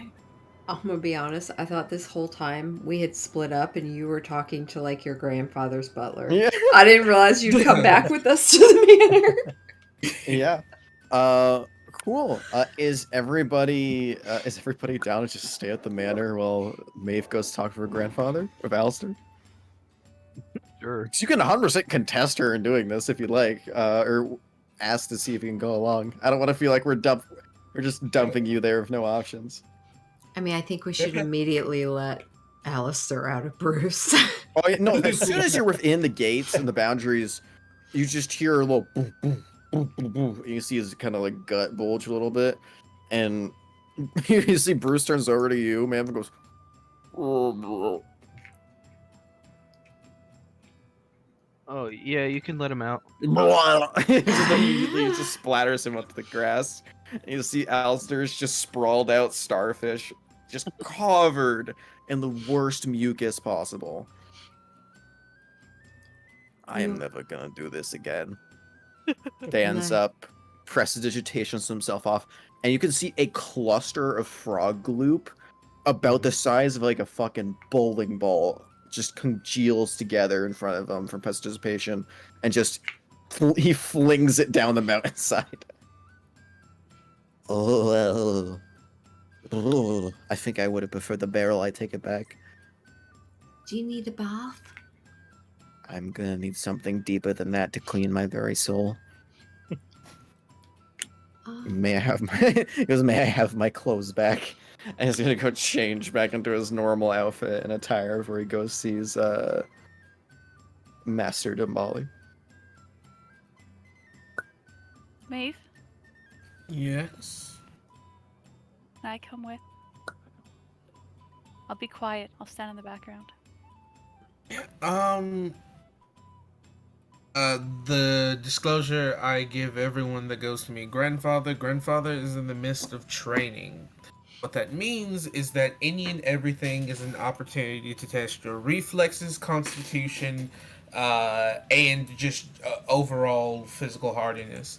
Do not take it personal if you die on accident, paralyzed on accident, horribly disfigured on accident, or any of those things on purpose. It is not intentional most of the time.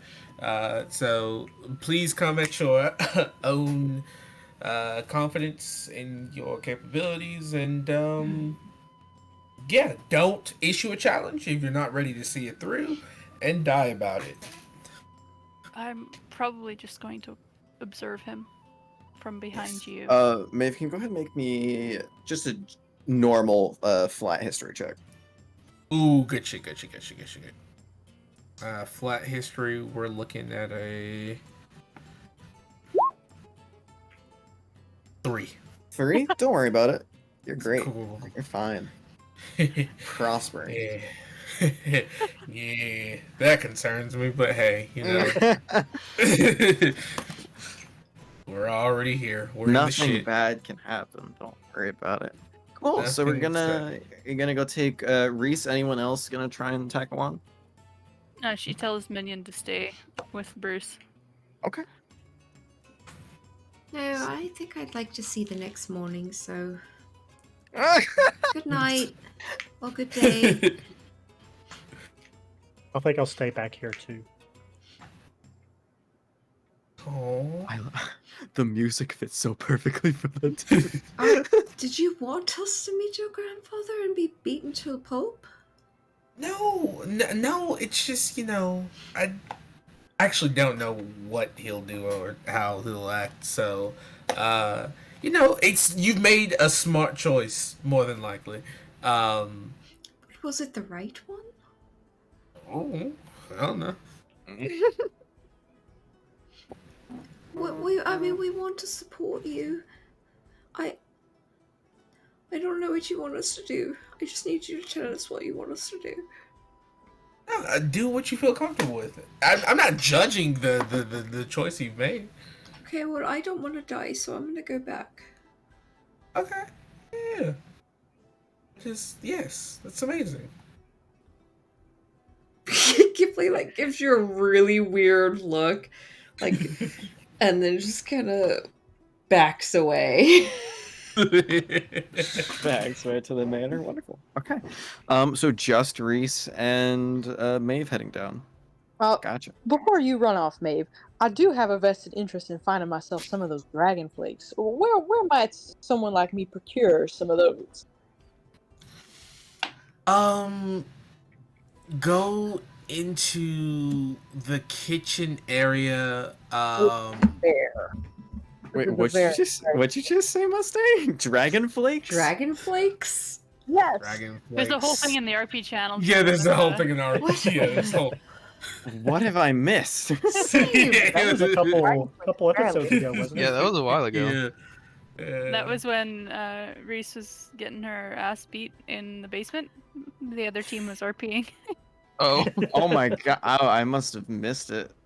It's basically like seasoning. It's like a Okay, pepper flakes okay. for they're Like but cracked out pepper flakes. Good to know. yeah. Good to know. I'll have to read up on that later. Okay. For sure. Yeah, go to which kitchen? Fuck. How You many can always peaches? tell. You can always just ask them to go for Bat, and Bat will get it. Oh yeah, you could ask Bat. Battle. Bat's really lovely. He'll help. Okay. Whatever it takes for the dragon plates. Just be careful, please. As with many things, it is dangerous in high quantities. Careful is my middle name. Is it? Must No, be that's my middle. careful. Fast and careful, Strum. Okay. With that, we make our way down the mountain. It's like you walk all the way up and all the way back down. Luckily, Alistair only had to just walk down, but you still see that he is winded. Like if you luckily already had trained here for so long, for hundreds of years doing this, the climb would basically tire out anybody else of just natural causes. As you're climbing up miles and miles and miles to get to this state, and then going to the very bottom of the mountain to the northern side of the island as well, more towards the coast, where you know the training estate where you originally trained with your father. After you underwent your awakening, to go visit your grandfather. And as you make your way down there, you see Alistair just taking in the sights and just like keeps pointing at different parts of the mountain and goes, "So you own that? Yes. And you own that? Yep. And you own that? Partially. What about that Uh, waterfall?" Technically, I don't think you can own a waterfall, but the land Oh, that it runs on, yes. she's so like you're a bougie kid. Eh, no, it's not just us. It's not just the Dumbala that benefits from it. There are other families that kind of exist in other portions of the land. It just so happens that like if someone were to ask for the deed of ownership, our name would be plastered among a lot of it. Right. So you're a bougie kid. Yeah, that's Yeah, what I thought. kind of. And as you're walking up, he goes, "So, what should I expect? Are you just gonna like tell him why I'm here, and then I have to like represent myself? Like, what am I getting into?" Uh, yes. So the thing is, I'm very joking about it, but this is a very serious thing that is about to occur. That the Well, yeah, man is a no, I'm well aware. I'm asking to stay on property, which I'm endangering those people on the property. Like, I'm very worried. You need to make it very clear in your first kind of like opening statement um, that one, you're being hunted by heralds, but two, you killed a herald and how much you absolutely hate heralds. And just that's going to be your bread and butter, just how much you loathe heralds and what extent you've gone through just to make sure that one no longer existed on this plane. Okay. Anything else? I mean, maybe stroke his ego a little bit, but like in a classy way. I didn't know there's a classy way of doing that. Okay. Yeah. He's like, suck up to him because he's like really powerful, but like, don't make it obvious that that's what you're doing. You know, because then that kind of gets like pandering, and we hate people that pander to us. Because we still do like, So you want me to panda, but don't panda? yeah. That makes no sense. All right, I'm fucked. Let's do this. And Yeah. you find yourself arriving at the doorstep of what basically is like a smaller manor. It's nowhere near as big as the actual like mansion that you live in. But it's still decently sized, and it's on an outcropping over like a large portion of the island that leads directly to the ocean. Let me go ahead and whoop, whoop, whoop, whoop, whoop, whoop, whoop. Drag that over to there. Boop. Oh shit. This is the main training house. You know, all I can think about is all the edges that you can bonus action athletics to the fun of Yeah. it. All these guys. You just saw the Baldur's Gate free push icon appear. Yep. As you walk across the bridge over towards the main house, it already you can just sense yourself stepping within the range of your grandfather. Like again, the presence thing, like as a joke of commanding presence, was handled very lightly. But when he is engaged in spellcasting and or like serious like training physical activity, there is a range at which you can tell he is there by pure like amount of spell energy being released at once. You physically cannot hide this man. He is too loud of a person in both spirit and body. And as you begin to approach, you see Alistair getting more nervous and nervous and nervous. And as you kind of walk through, you see the majority of the place is empty until you get to the main training room where you can see the doors are slightly ajar. And you can hear the sounds of combat from within. Sounds like steel on steel. What do you do? I'm of course putting Helm down. We're at it, and we're entering into like a war zone here. She's Helm down, shield out. Maeve, should I suit up as well? Yes. Oh God. Oh. In her head, she goes, Oliver, make me some What? bones. Yeah, sure thing. Making some bones. And the spray comes off you in the sludge, slowly forming into your bone armor. For sure. Who enters first? Because Alistair's certainly not going in before you. Maeve will enter first. Shield and family crest present. And Reese will follow behind. Family crest present. Like fucking crucifix style. Okay. For sure. As you walk in, you can see shield in front of you. You can see that your sister is currently in the middle of doing an almost ballerina style like twisting of her body, almost dancing with the sword in her hand as a very long rapier is protruding inside of a set of armor that seems to be fighting back. And you see she stabs it in the chest and the sword just goes right through, and she has a very look of like victorious glee on her face before the suit of armor punches her in the gut and she is sent flying back 5 feet on her ass.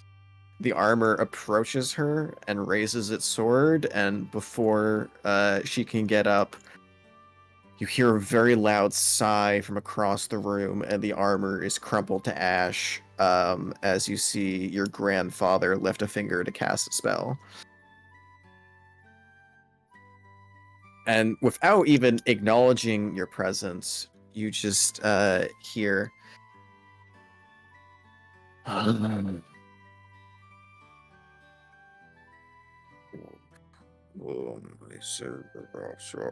you begin to hear mumbling. Do you speak Celestial, Maeve? Yes, Maeve. Wonderful. Our family, yeah. Reese, do you speak Celestial? I don't not. think you do. Yeah. You can hear your grandfather mumbling in the most disappointed celestial voice he can put on, which, like, it's a disappointed celestial voice. So for Reese, it almost sounds like angelic singing. But you know more than others since you've heard him talk like this a few times. This is his frustrated, like genuinely frustrated / angry voice. And you hear him go, "Do it again, and do it right this time before I lose my mind, child. I have shown you the proper instructions time and time again. I do not see how this is hard for you to understand." And he just slams his hand down onto the chair that he is currently sitting on, and it just cracks away. And that's when he notices you come in and goes, and you're in common now to your face. She just goes, and only more trouble arrives. Maeve, my granddaughter. Have his seat. Come in. Put down the shield. I assume you are here to ask me something. Yes, sir. Turns and sees Reese, and you see his eyes narrow. Reese, go ahead and make me a wisdom saving throw. That about tracks. Not about tracks. Hey. Oh, wow. Close, but no cookie. Oh, yeah. Yeah, it was a DC 25. You feel your body, like you walk in, you see a young elven woman fighting with a suit of armor. It disappears. You hear the celestial bit.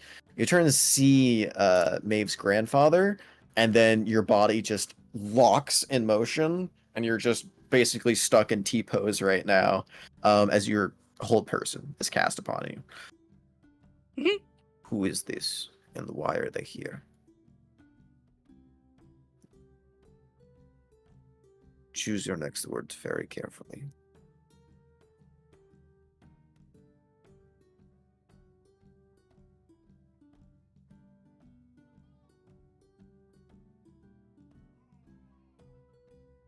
If you're talking, you are muted.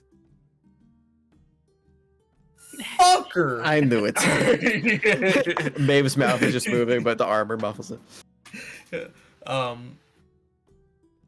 She's Reese, one of the individuals from the tournament. I have formed a party with her.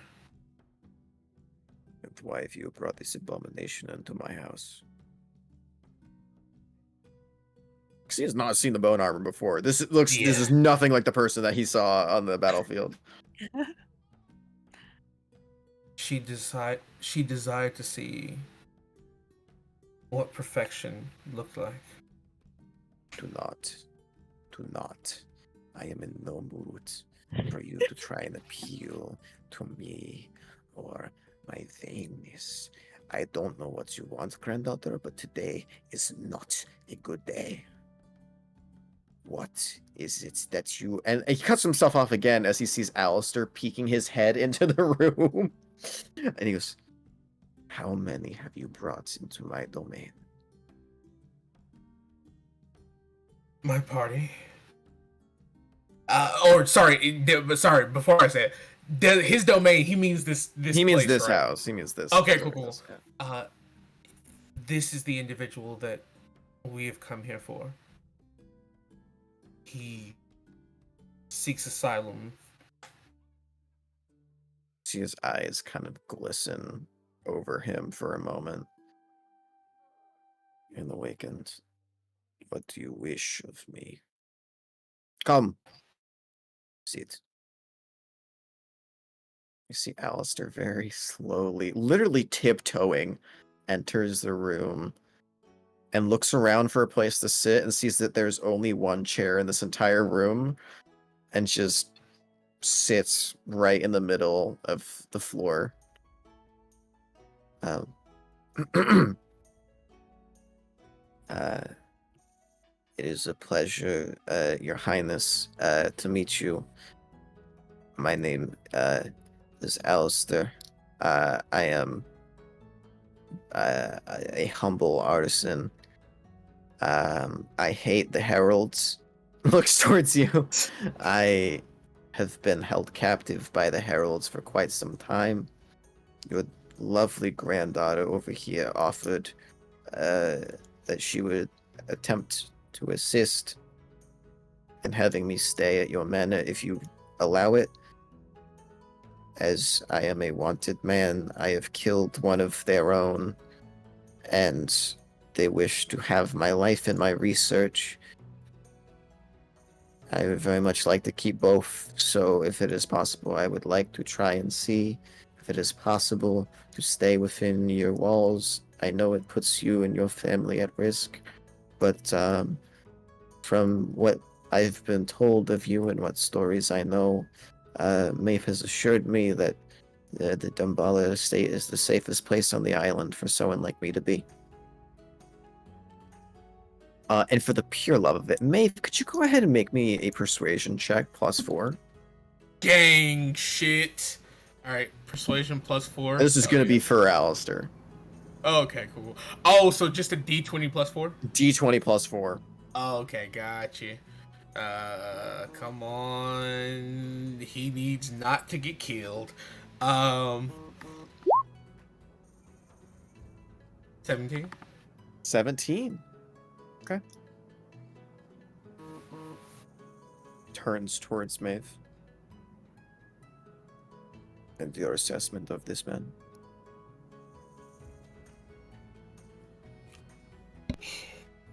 Within his actions, his service to the people, and his actions against the heralds are all things that align with the qualities of our family. He stands for the people of this island, their protection, and he does not stand for being used or abused by the likes of the heralds.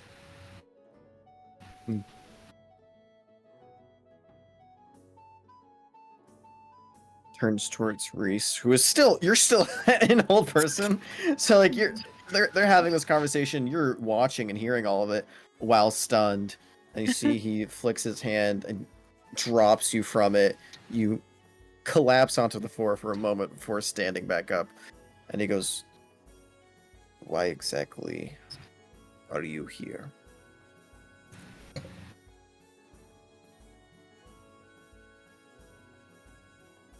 I had a curiosity scientifically about your existence. And what exactly is curious about my existence? The fact that you leak magical ability because you have so much of it.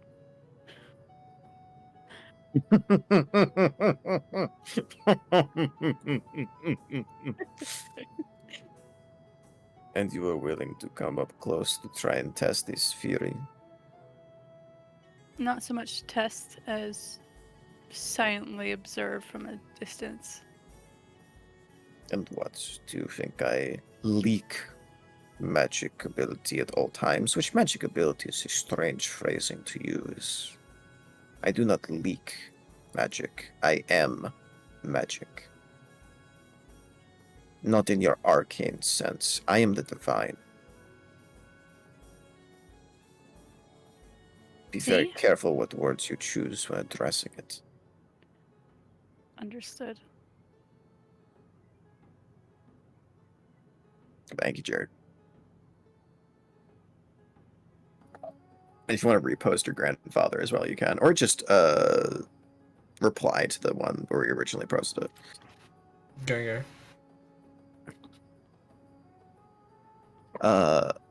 Which probably Reese, go ahead and make me a persuasion check as well.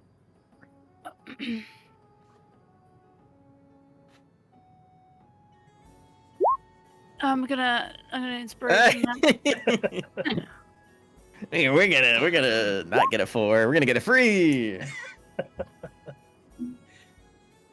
Oh, right. Okay. I think I could have passed the DC anyway. I think it wasn't. You weren't really trying to ask anything of him necessarily. It was more of a general first impression. Obviously garbage. You see, he looks at you both and goes, "For one, this Alistair, you may stay within my walls for now. I would like to hear more about your research and why the heralds have such interest in you. You will explain all of this in depth to my granddaughter and my daughter. Any question that they ask, you will answer. Any task they give you, you will complete. Any command they give you, you follow. If they ask you to cut yourself, you cut yourself. If they ask you to stop breathing, you stop breathing. If they ask you to jump off a cliff, you jump off that cliff. Do I make myself clear?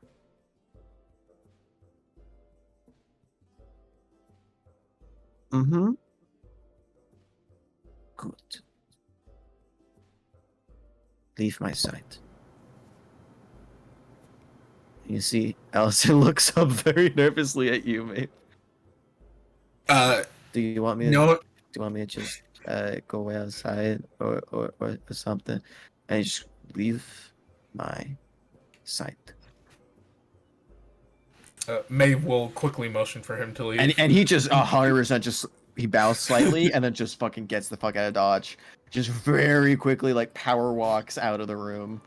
And you can hear his his shoes clacking against the floors as he just straight up leaves the premises. Yeah, for sure. Not even waiting just outside, just you can just hear him leave the whole on house.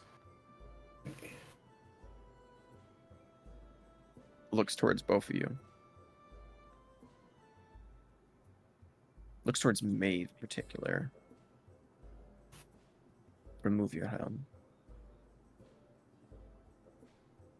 Yeah, she'll remove the helm, and hold it underneath her shoulder.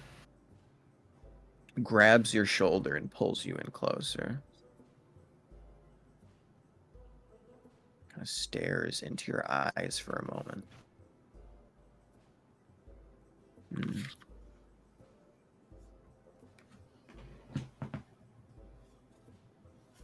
Releases you. Looks towards you, Reese. Narrows his eyes. Doesn't pull you in, but looks towards you nonetheless.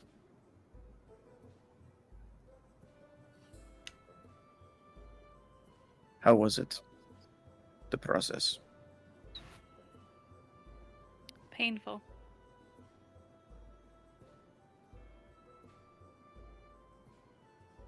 Looks towards Maeve. And I assume the hunt was fruitful? Very. Your capabilities, do you feel they have changed? I've only seen how much more I can grow. Speak to your mother when she comes home. She'll want to Oliver. know of this. Yes, sir. What were you saying, Reese? Oliver. Yeah, hello? Can you undo my helmet alone? I can, yeah. Would you please Just do the that? helm. Yes, Okay. please. Undoing the bones. You just watch the mask just falls off your face, melting back into the armor, revealing your face to him.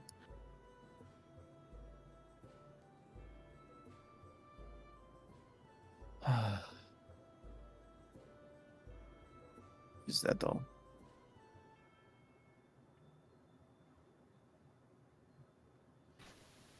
Who was he speaking to? You.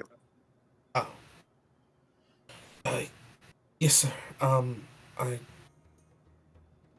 also wanted to see how Kira was doing. She is refusing to awaken. They've put every ounce of knowledge I have into trying to outbring any bit of our blood, my blood. And if she continues to be a disgrace. You see, Kira is just sitting on the floor, just ass over tea kettle right now, lying down, not moving, out of breath. Just looks like a fucking wreck.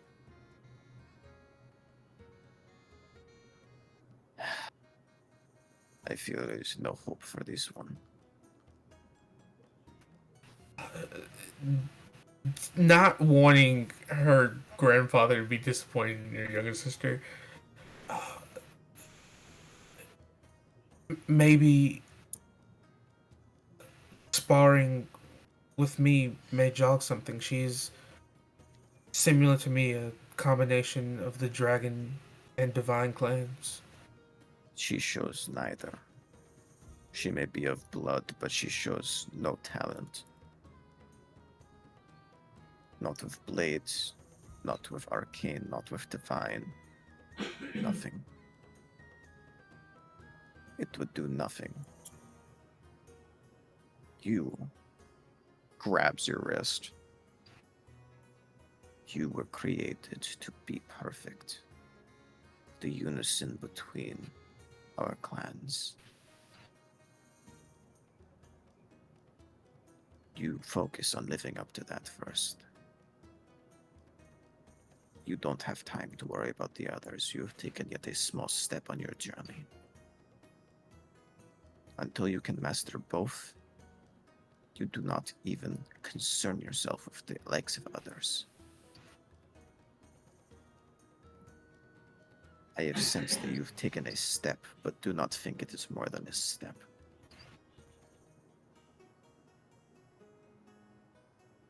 Your father is out there right now taking his third step in trying to live up to my title.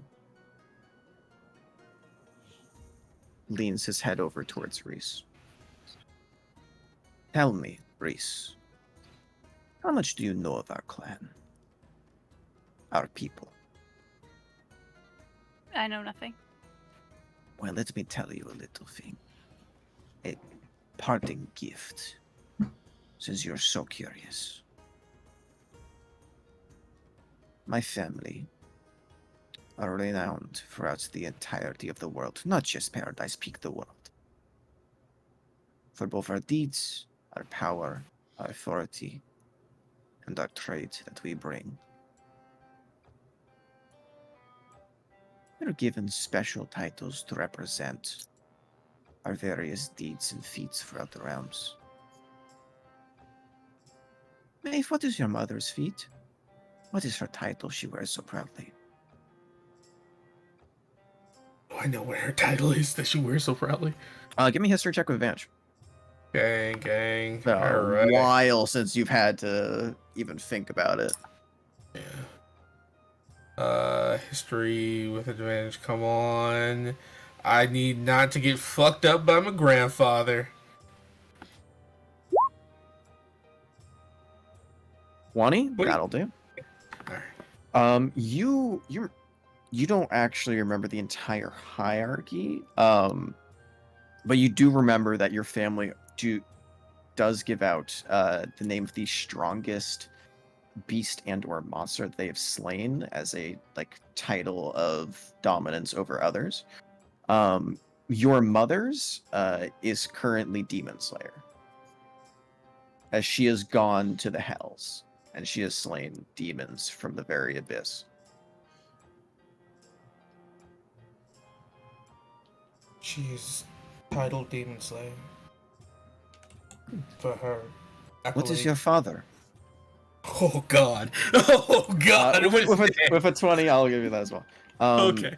You know, your father's last attempt was very sorely a failure.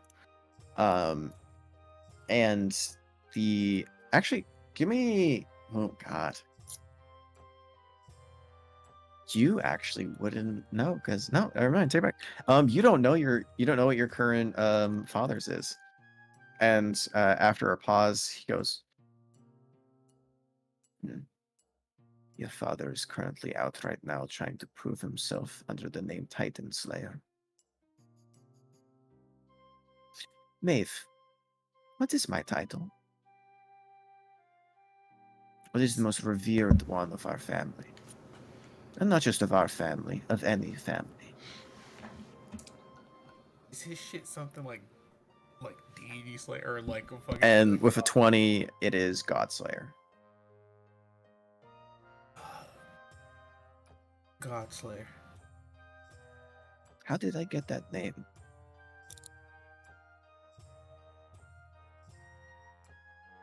By slaying deity. I did not just slay deities, I banished them to parts of the realm that others didn't know exist. Takes a step towards Reese. So when you come in here with mere curiosity leading your nose up to my doorstep, I want you to remember who it is you are approaching, dealing with, and asking questions so relaxed, so calmly. If you do not have fear in your heart when you are in my presence, that can be very easily corrected. I am not a friend. I am not a father. I am one that stands above all others. I don't want to see you on this property again. Understood? You may feel free to stay within my daughter's domain if she allow it. Not here. Do I make myself clear? She gives her head like one firm nod, and like for the first time, Maeve will be able to see her cheeks like turning a little bit purple. So they sort of blush / redden. You see he spits at the ground in front of you and whispers a phrase in Celestial, which Maeve you pick up as filthy necromancer.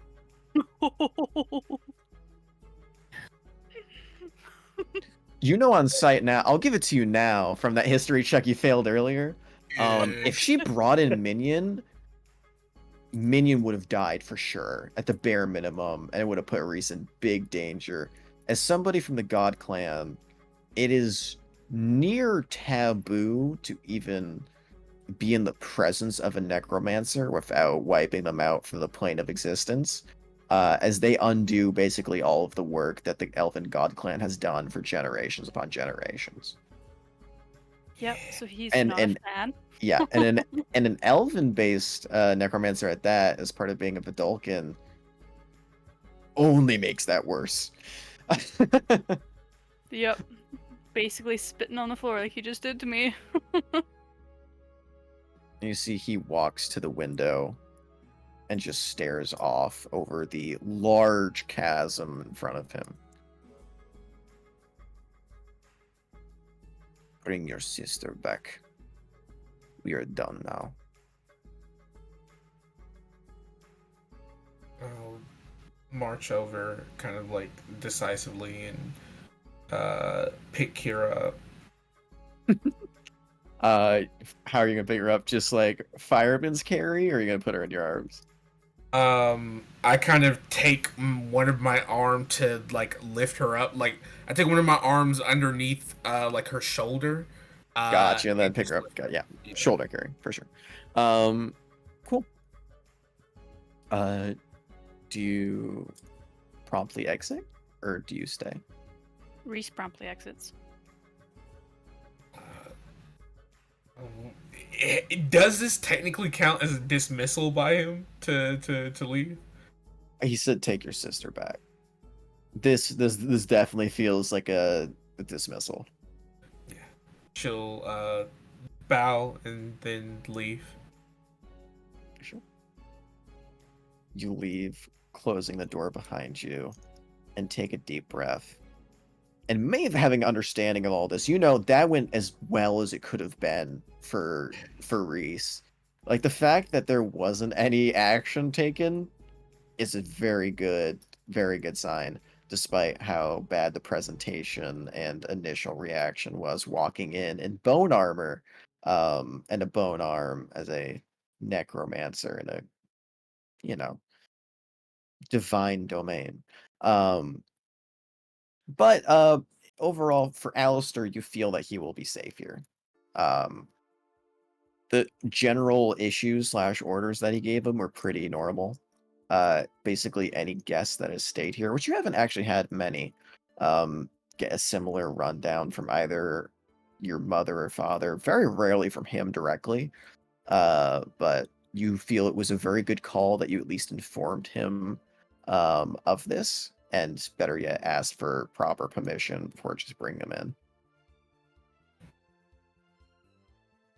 Awesome. When As soon as you make it outside the house, you just hear,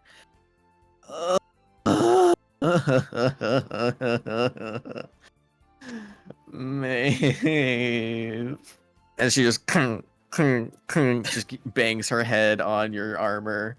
As your sister Kira just looks dead, fully just exhausted.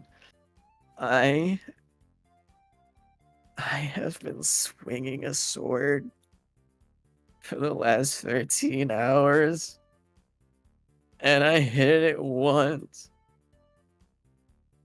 and it didn't even do anything. It's alright, Kara. It takes time. What? He just breaks out into a tantrum. It's alright. Listen, grandfather is difficult, but his methods are. No, he's not difficult. He's impossible. I think the only reason I'm even still alive is because he doesn't want to give up the fact that I'm a Tambala, and he wants me to be like you, and I'm not like you.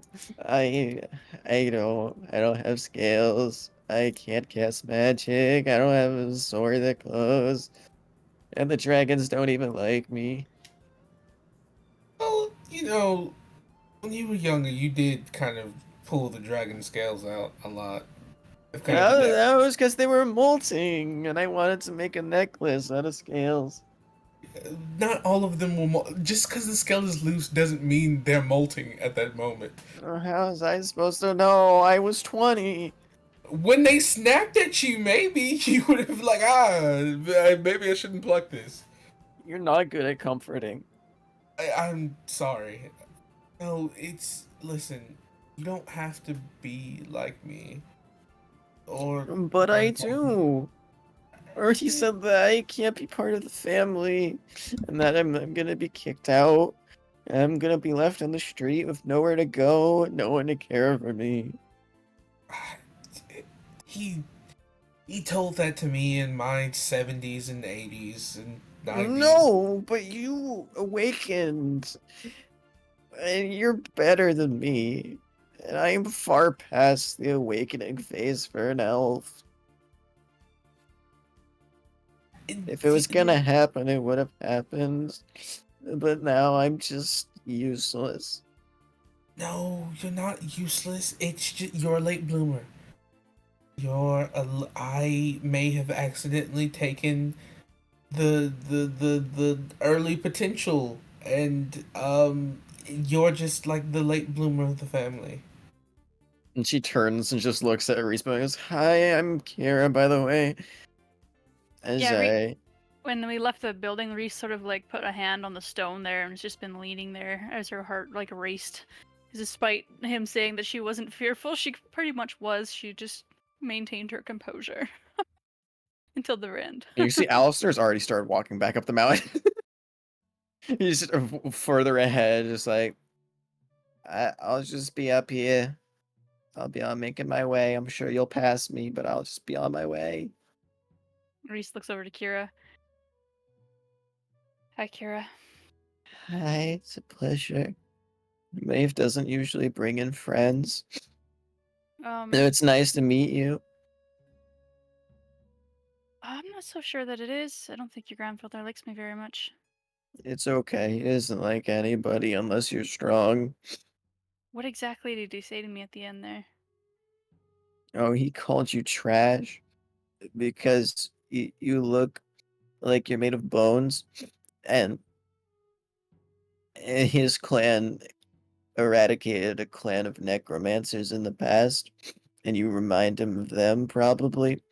And I don't know, you look. And she looks towards the bone armor. it's not a good show. He worships the divine more than anything, and things that mess with the balance of death. Uh, not good. She nods her head. That was on me. I'm sorry. I was worried for your safety. Why are you friends with a necromancer? Are you trying to get us killed? And she like No. goes to hit you, but like her hand very limply hits the armor, and you sure go. God, have you been skipping out on your training? You're wearing full plate. What is wrong with you? All I'm saying is that you. Oh, maybe dexterity is where your game's at, right? Like I have nothing I'm good at.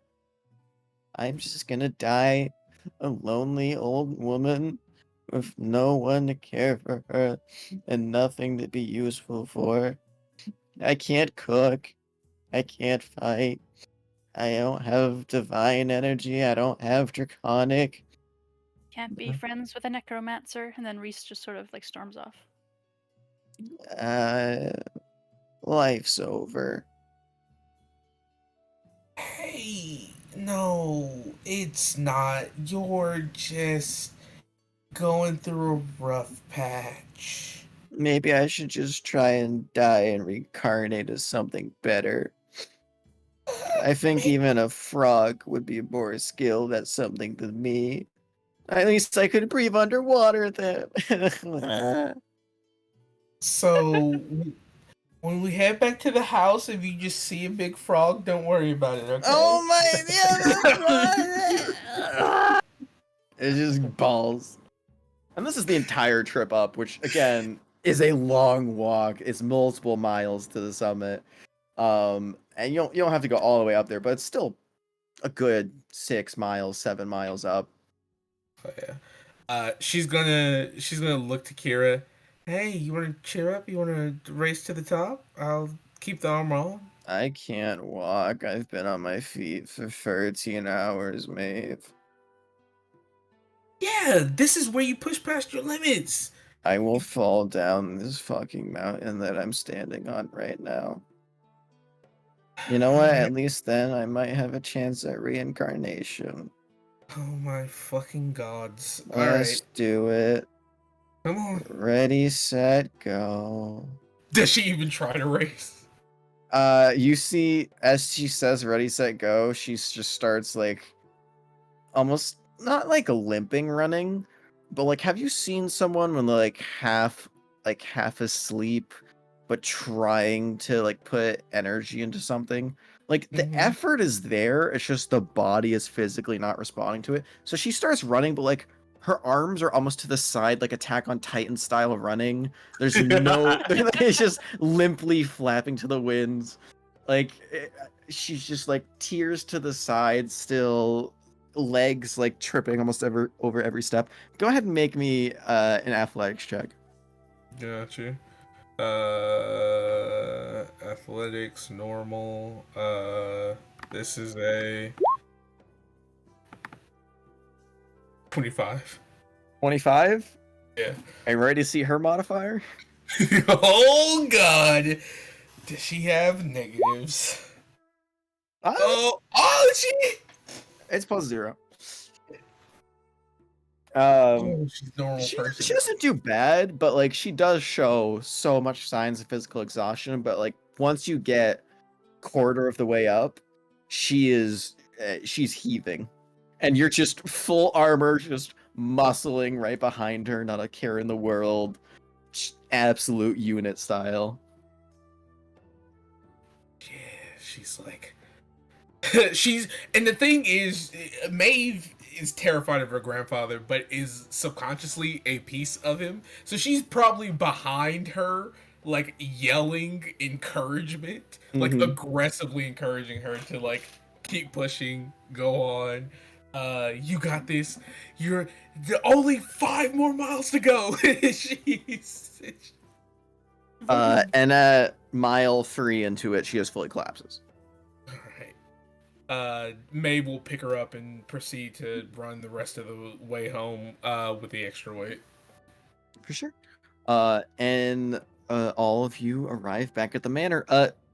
Going back in time a little bit, what is the rest of you doing as you're waiting for Maeve? Anything important, or are you guys just chilling and relaxing in the manor, enjoying a day off? I would just be chilling. Mammoth, Kipling, Mustang, Dragon flakes. Dragonflies.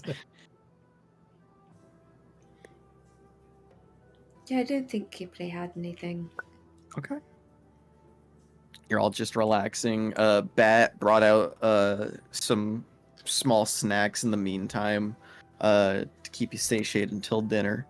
And about around noon, maybe close to 1 p.m., Maeve and the gang arrive with now Alistair, Reese, Maeve, and a new familiar looking friend as almost looking pretty damn close to Maeve, except a little bit more younger and wearing a whole lot less armor and a whole lot more flowy dress.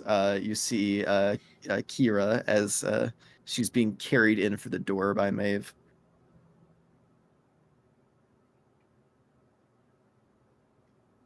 Reese wouldn't have her bone armor on anymore, so it's just normal Reese For sure. walking in. She's kind of pouty when she walks in, hanging her head a little bit. Oh, you all look alive. That's good. Right? Reese just shrugs her shoulder.